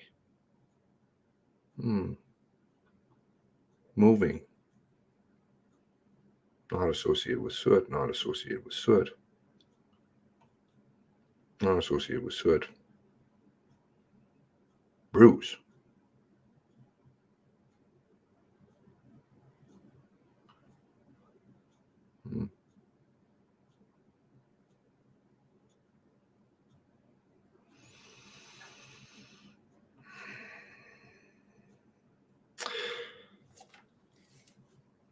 The wounds in this section are collectively associated with innumerable small surface injuries of the chest and the abdomen that represent coarse stipple or pseudo-stipple. Small irregular entrance wounds, injuries that represent spectrum between these two entities. Some of these small fragments contain small fragments of glass, lending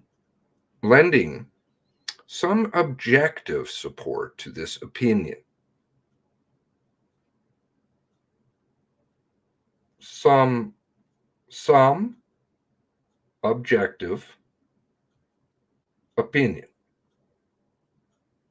That's a lot of doubt. It's just an opinion. Doctor stuff is always an opinion. But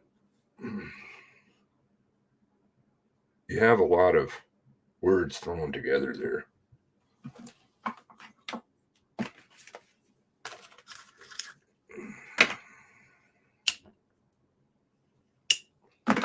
Moving along. I cannot exclude the possibility that represent re-entry wounds or short exit wounds. Okay, so there he builds a lot of not really sure into basically his autopsy.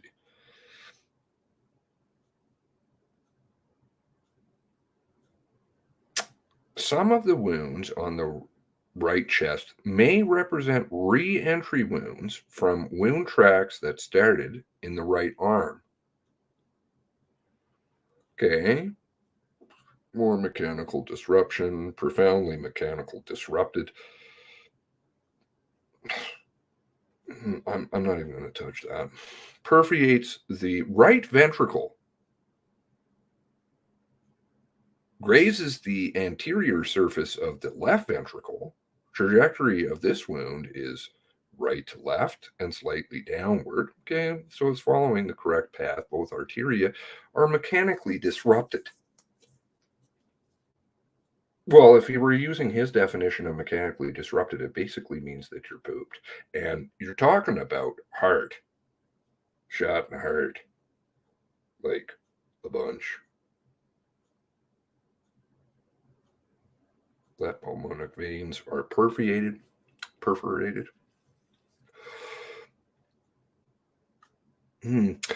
Okay.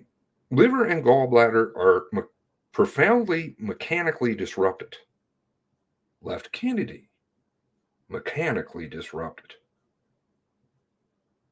I don't know. Perhaps another medical examiner needs to look at this. He did say, it's his own term.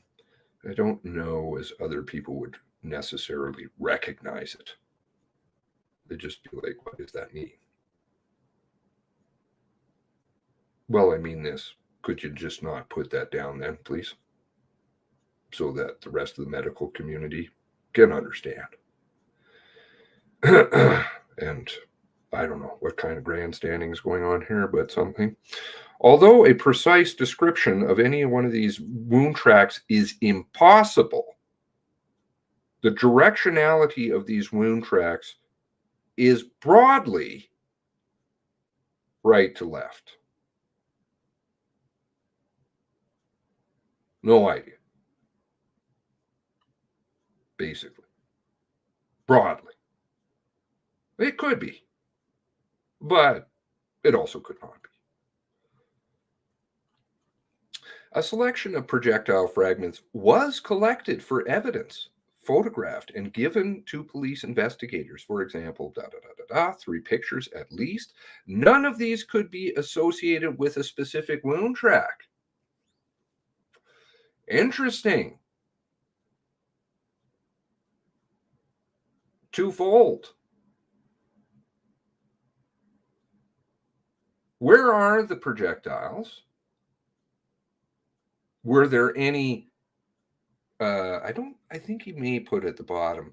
It's not nothing intact was recovered. All of them? Really? I don't know what kind of, maybe somebody's in here. Yes, somebody in here will know that one. Perhaps I'll ask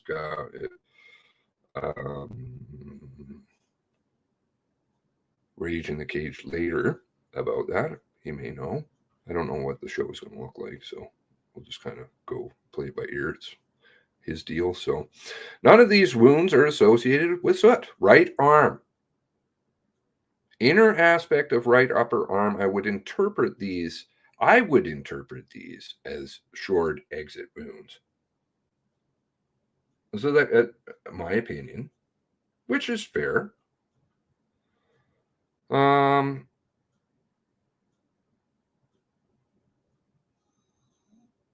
Anybody who sees anything, please speak up. I'm just kind of scrolling through here. What is going on with that hard drive? It's buzzing away. Quiet now.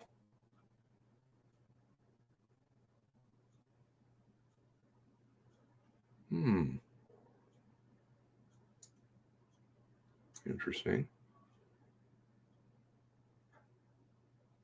That's soft as a defect, tissue defect. Another one. Okay. Skin of the right upper arm, elbow, entrance wound, gunshot wound, punched out defect.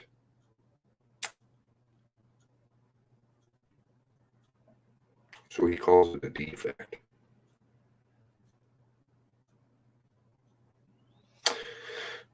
I'm not reading much description about the exit wounds necessarily,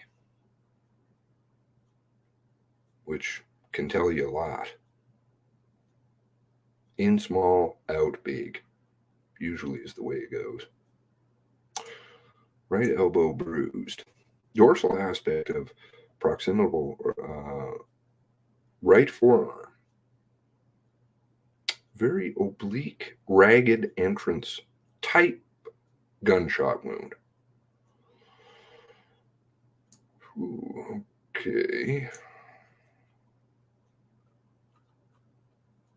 Skin of the dorsal right forearm.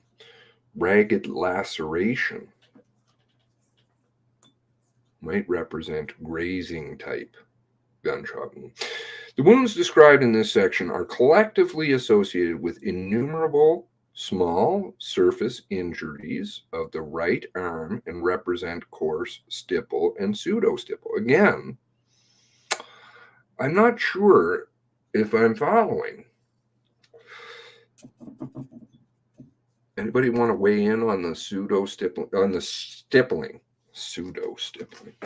Kind of like stippling, but has the appearance. Now, I found this statement interesting. Profound mechanical disruption of muscles of the right arm. Again, this could just be a nothing burger. Or is this here to explain another thing? Because they like to give you something to explain something else. Sometimes. Bonging out radios in Onslow was simply about radios down in with Morrison. That was where they were going with that. Really. Some of the stuff is pretty transparent. Like, okay, you may be talking about that kind of, but really what you're trying to say is, the mechanical disruption with Wortman and Bose speaking about that was to explain Heather and how she couldn't be in pain, which is preposterous with his own term, in his opinion, broadly, not medical. The entrance wounds cannot be confidently assigned with individual exit wounds. No idea. Left arm. This one, and somebody pointed out earlier, this is what I found very interesting. The skin of the left, because you have to figure, right? Here he is driving, right? Left arm here. Shooter's over here. Possible, except there is a key line. Skin of the left upper arm has an entrance gunshot wound, brown punched out, skin defect, has abrasion, is located 20 centimeters from tip of shoulder, is not associated with soot or stipple. No stipple this time. The wound track is through the biceps and continues through the humerus, fracturing this structure. Okay, so he's got a broken arm. Perforates the triceps before exiting the skin through a 1.5 by 7.7 centimeter irregular slit-like defect on the posterior upper arm near the axilla. The exit wound is 16 centimeters from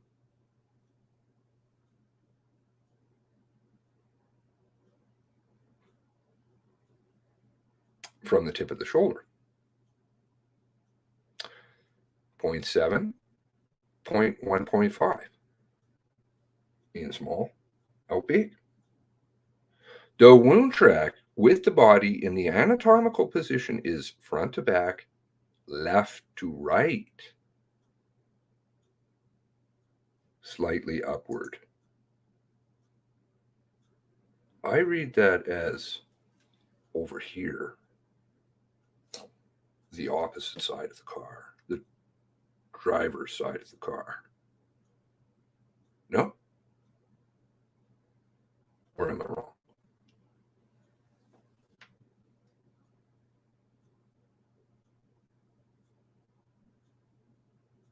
No, it doesn't explain anything. Those pictures. Are you saying that pictures he broke his left arm?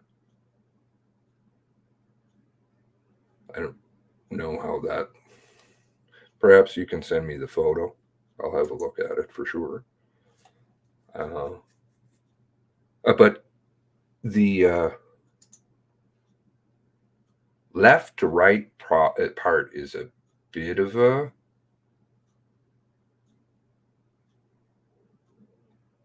I could see right to left because, you know, he would be getting shot over here and then coming out here. Not the opposite way around. It means somebody shot him from the other side. No.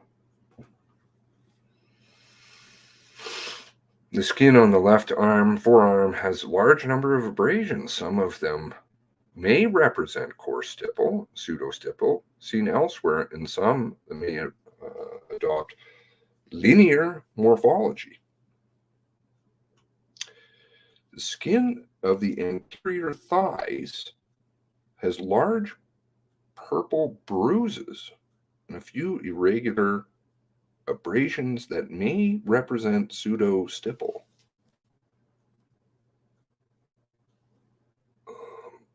Trying to figure that one out, but okay. Confidential, his internal examination is. You know, liver condition, etc. Since he was such a heavy drinker with no alcohol in his system. Huh? When he was drinking the night before. How can you have that? Didn't she say he was like crashing drinks?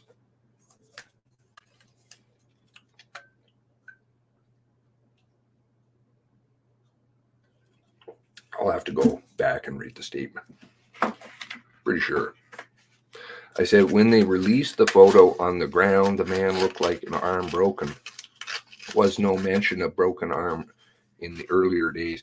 Well, it would just be because he was shot, right? So that is explainable. Wounds fracture, bone.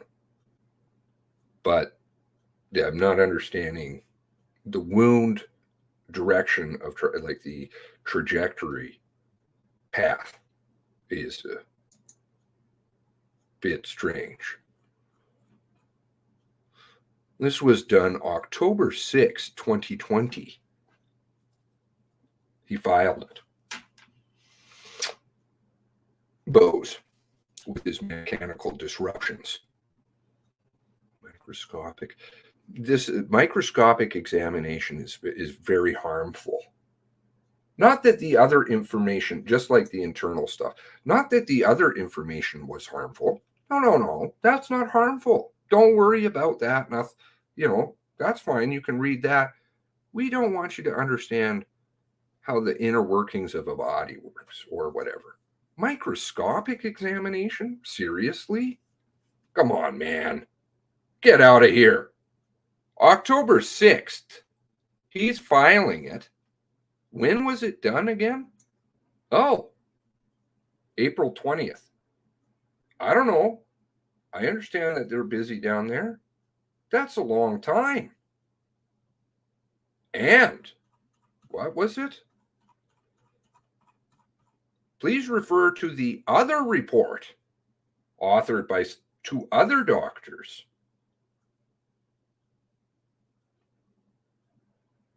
But they were very concerned about the psychological autopsy, which they farmed off on everybody else, first and foremost.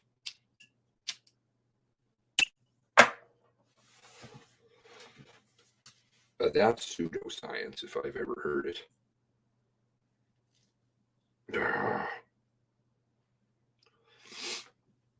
Just looking at a picture of Gabe, I don't see any signs of bullet wounds to his left arm or shoulder. Interesting. Please share photo if you have a chance, Jane. Bullets can break bones. Very forceful extraction from car can also cause broken bones. True. October 6th. Holy God, must have more mass shootings. Further discredits this report.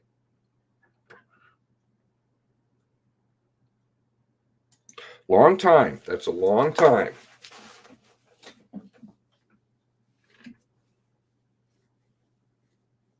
To me, an awfully long time. I guess when you're a cheap drunk, the booze is out of your system in record time. Sadly, well, I'm not a cheap drunk. Booze doesn't go out of your system. Blood work will detect alcohol within 24 hours. For sure, for sure, for sure, for sure. Granted, this is slightly more than 24 hours, but it absolutely should have detectable traces. To me, we didn't get any, of course, because that's traumatic. We didn't get any kind of analysis of his liver, which I, funnily enough, would find very interesting, since he was such a heavy boozer. My liver is probably still destroyed from my days. How do I share the picture? I'm on the tweeters, and I'm also on the Discord, or you can email me at nsinvestigators@gmail.com.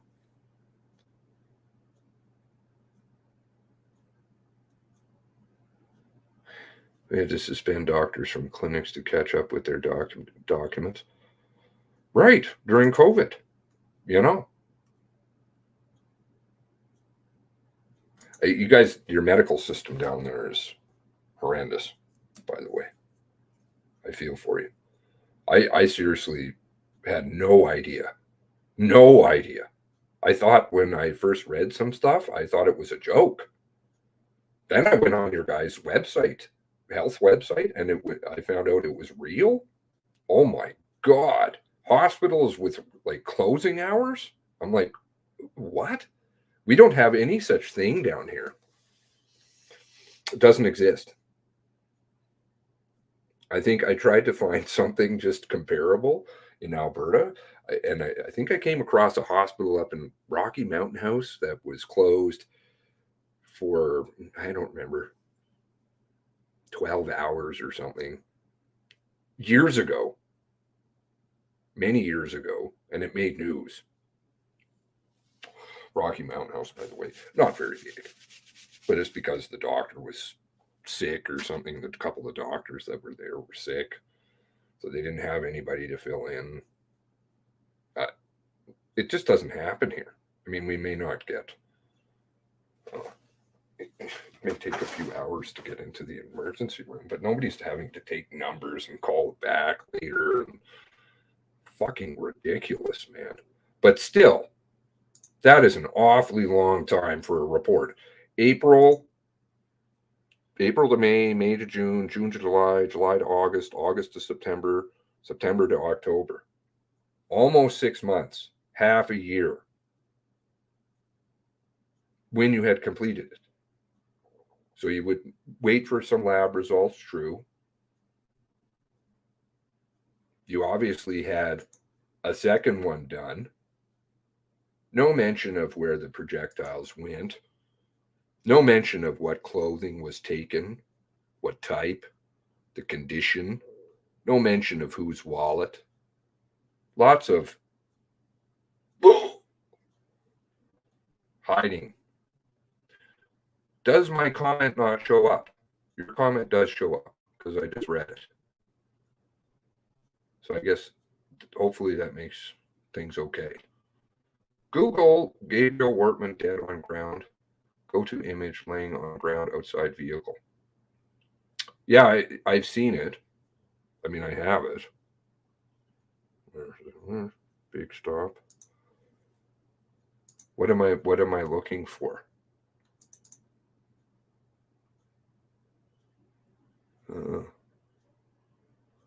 I don't want to show those things on here because they're looking to give me a strike. I can assure you.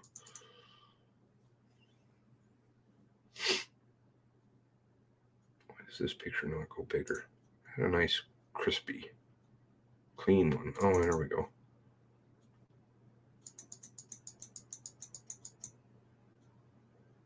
Okay, there's a bruise.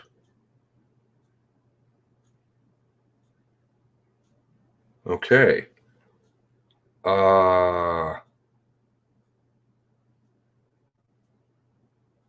Where was the wound again on the left arm?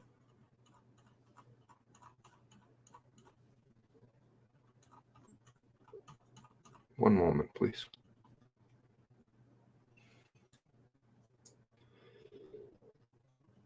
Where is it? Mechanically disrupted. Martha, I invented a term. Mechanically disrupted. Think it sounds cool?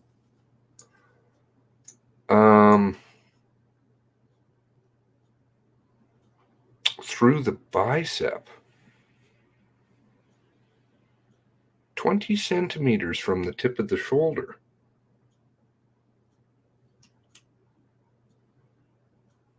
Well, I wonder if I can show that without getting in trouble. Is there a way?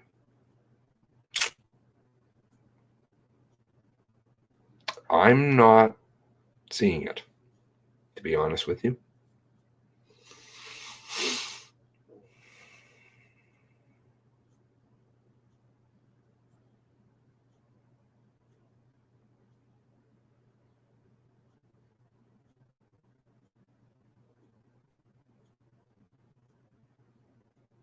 It's a pretty good photo.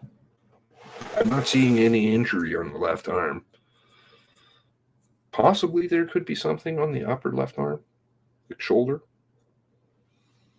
But it says tricep, right? So I see a bruise on the forearm.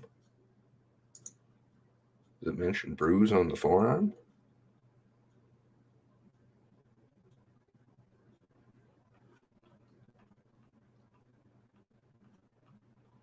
Thought I saw something about a bruise. Right elbow bruised. Interesting. Oh, there's a pretty large mark on the left arm.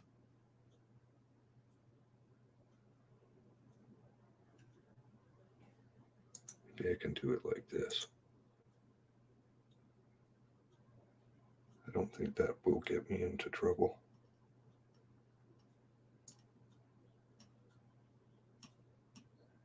So you don't see anything really.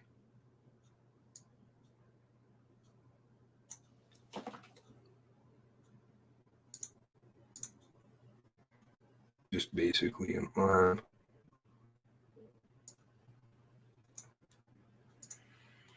I don't think this is going to be like their quality of video because I have to blow it up, but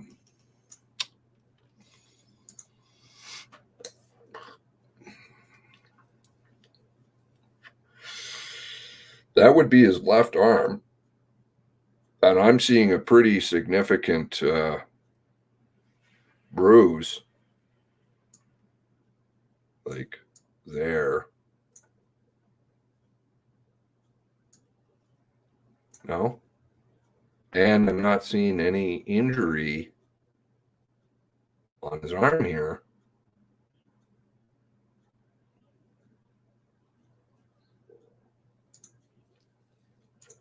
Good question. Again, but of course they can clear all this up. You see, that's the thing. All you have to do is just, here you go. You guys take it all and do with it what you want and go away, and then everybody's happy. No, that's not the way it goes. What's it one guy's talking about? Oh, that was horrendous. Shit, see, I can just keep going and going. The hell, who was that said that? about the notes, and I was like, what the fuck? Where is that? Oh, it's Ivani who said it.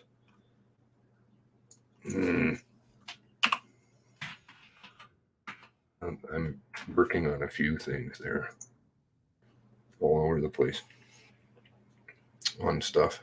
Ivani's statement. I found this interesting.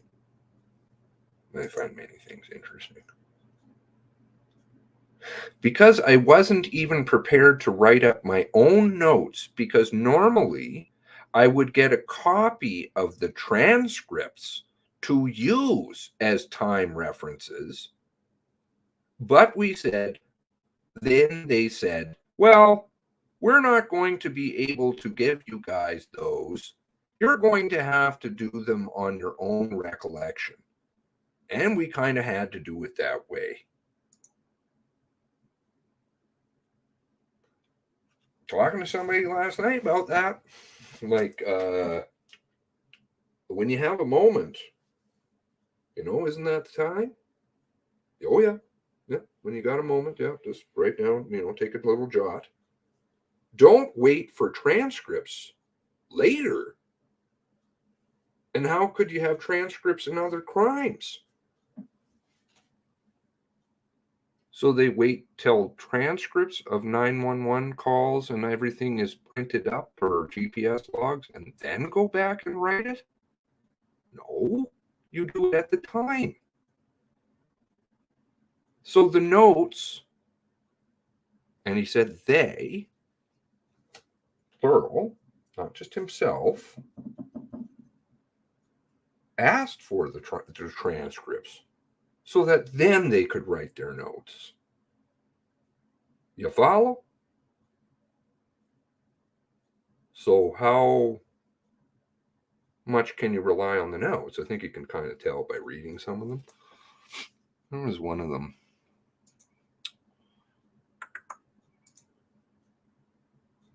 Dog.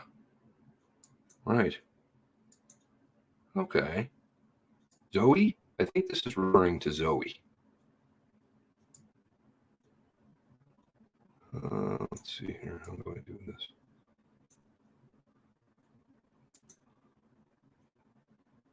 I know they're just sitting there blowing up what I have in my tray. Go ahead. Keep you on your toes. Just like to try and piece together what I'm thinking about in the background. Fail. No, we didn't go anywhere. It was staged. Okay. We remained there the whole time. We didn't go to any of the fire scenes. We didn't go to any of the homicide scenes of the victims. Only pre-victim, the only pre-victim we saw before the shooting started with Wentworth was the dog man. Brought the dog back to us, so that would be Hughley. And I bandaged up the dog before he took him to the vet. So there was this little dog that I had been, I guess, when one had seen the dog earlier in the night, they assumed that the dog was dead because he was by one of the deceased persons. I think I read about that. Anyways, I won't go there. But that might have actually been later. Anyway, when they went in to start clearing the residence, the dog handler noticed that the dog was alive and brought the dog back to us. And it was only a small dog, potentially harmful and graphic information. I don't know how the dog was still alive, because with that much exposed, he should have died from hypothermia. So I put a large blast bandage on the dog, gave him to general duty guy, who then they coordinated with to take it to the vet, who was going to open up to receive the dog, but we did not move other than going back to the drop off our gear at the command post, and then going back until Lisa showed up.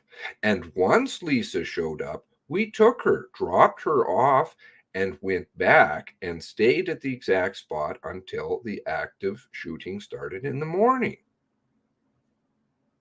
So dog before Lisa, right? Dog before Lisa. Okay, Ivani's notes, same person. His notes.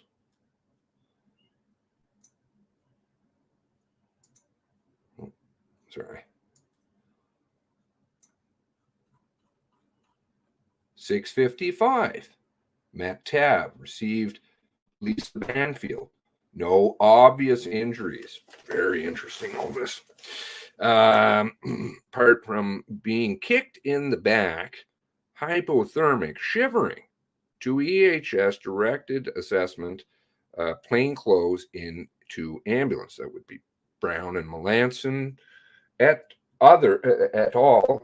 Others, clown car, ambulance, and the trip getting there, oh my. But let's just not even touch that. Victim says SOC guns, fully marked PC with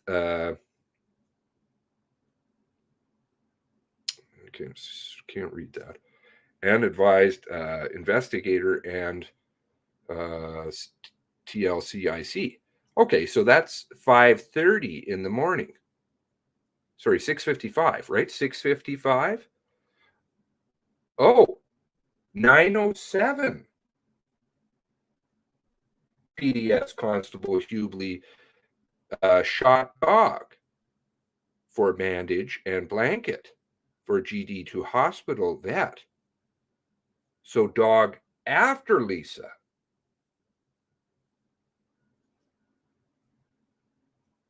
Two hours, 12 minutes after Lisa, right? After. Same person. MCC interview.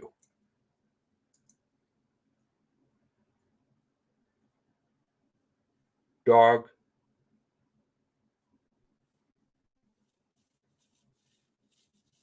And then Lisa.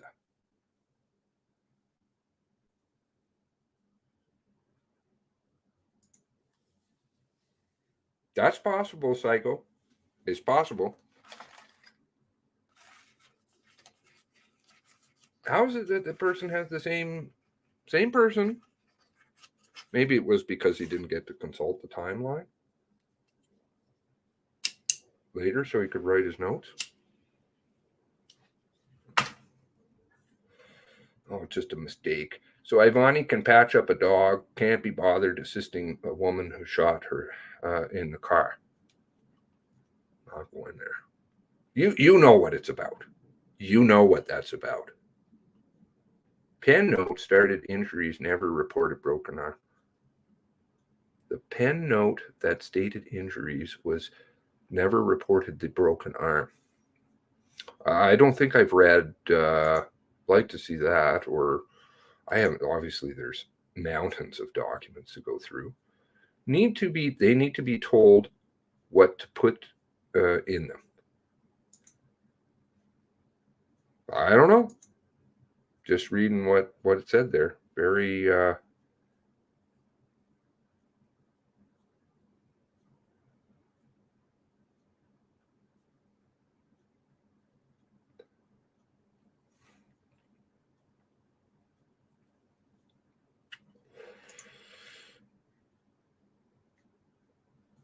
seem to be a lot of problems with the cameras. Times clocks that don't work.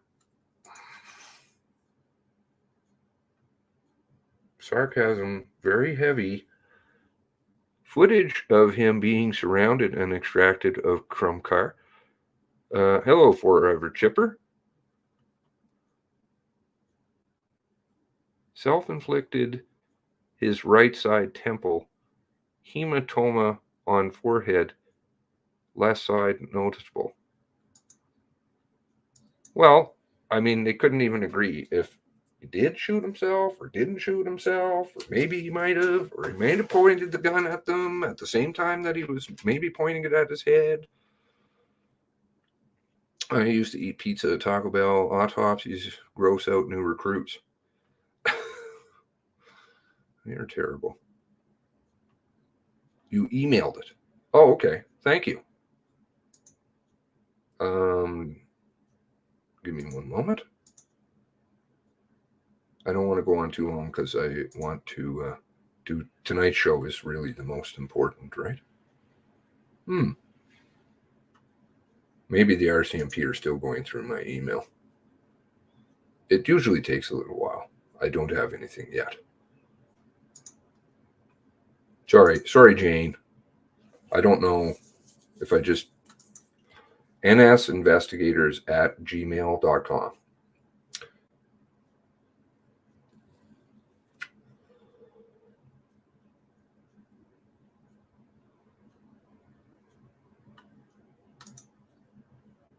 RCMP bonging out.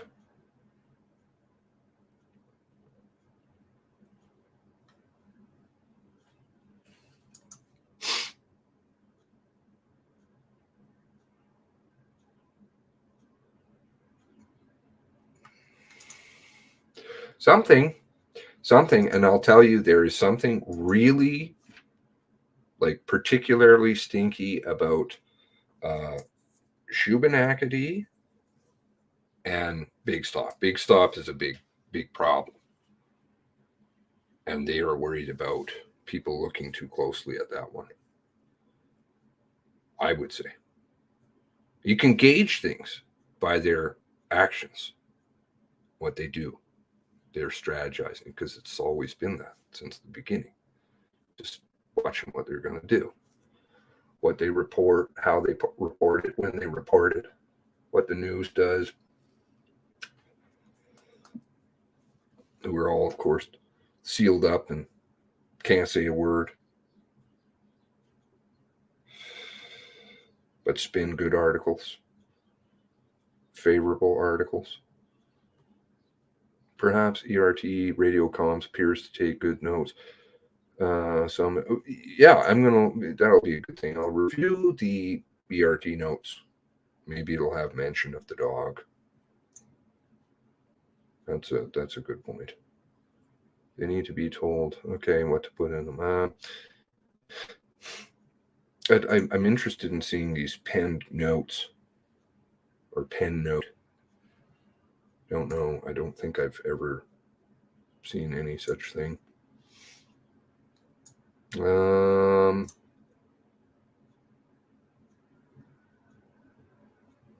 Just to forward your email to Lucky.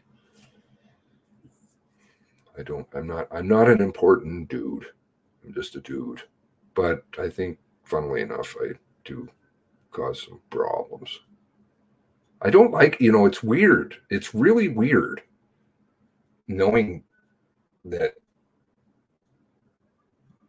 I don't even know how to talk about it. I don't even talk about myself, so but it's very strange trying to reconcile things in your head. You can understand that something you say makes a big difference.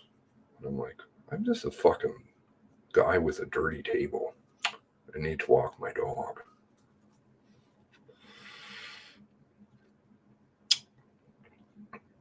At Portapic.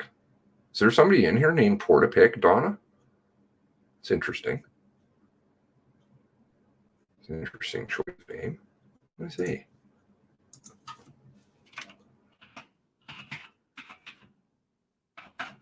No, I'm not getting it.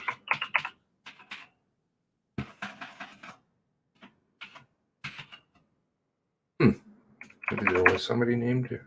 Oh, at Portapic, I see. Sometimes I don't grasp things. Pen note written about a year ago, you thought by Hubley. Okay, and where did that appear? Because they're very scant on things. RCP volume out. Effed up story. That little old you is causing RCMP problems. I don't like to. Anyway, on that note, it's just uncomfortable. Do have a fantastic rest of the day. What time is it that we will be doing that? So that's one moment. One more moment. Try and figure out when this is going on, where. Okay, so Adrian for sure is in, so that should be great. Haven't seen or talked to him in a long time, since last time. I think that we may have talked to him on the phone. How can I find that? Okay, so let's try this. Now, Cage, Reach, and the Cage said,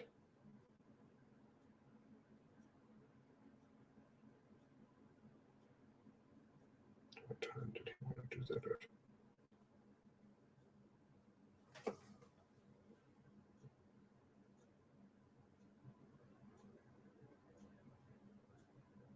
That seems later. Maybe he told me on the phone.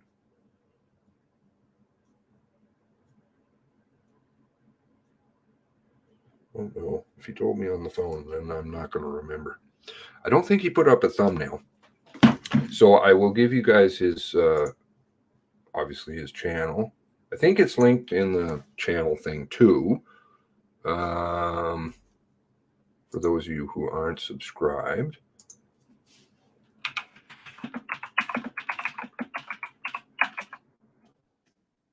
I don't think he has a thumbnail though, or anything for it yet. People are watching. Yes, people are watching. Okay, so I never get notifications. This is his channel. I'm sorry I can't give you a time. I think he said 7 or 8 our time, so that would be 4 or 5 your guys' time. So we'll do 1 hour there, and then we'll do 1 hour over here. And I do hope that you guys can, because I didn't want to stream, but I just get too much stuff and I got to get rid of it right away. So do hope that you guys can join later, because that should be good. Should be good to have kind of the group together. Maybe Steve might even be there. Should be interesting. I haven't talked to him in forever.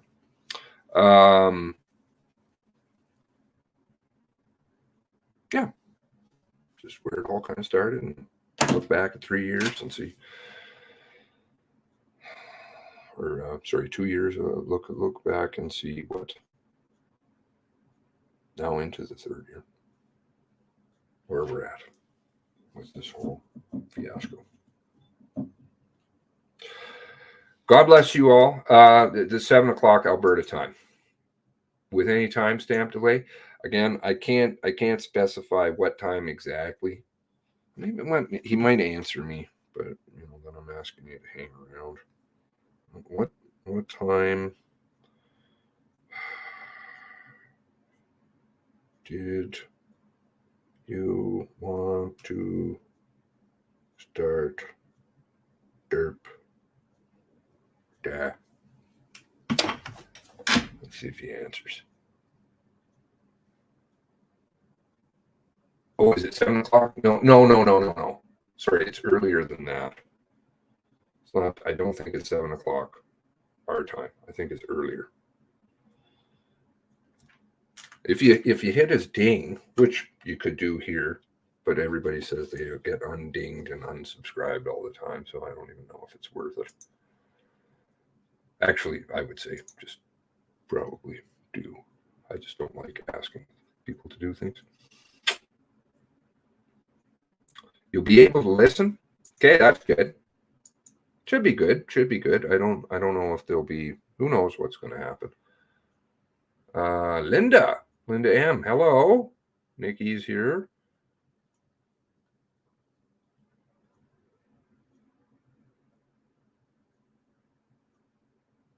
Hughley did help to transport to entrance at Portapique, then turn over. Yeah, it was kind of like an interesting route. Can't use the ERT vehicle, wait for the TAV, get the TAV, go to the end of the road, which is only not even, 2-minute drive? Maybe longer. I don't know, 3-minute drive tops. To then, even in the slow TAV, to then get picked up in somebody's Cherokee. Who knows whose? I think Ivani said it's the RCMPs, but whatever. I guess they're using Cherokees too. To then go down to the fire hall, which is only a few minutes away. Yeah, I'm not going to touch any of that stuff. That's a good statements, man, comparing them all. Okay, so it is. I was going to check with you. Okay, yes.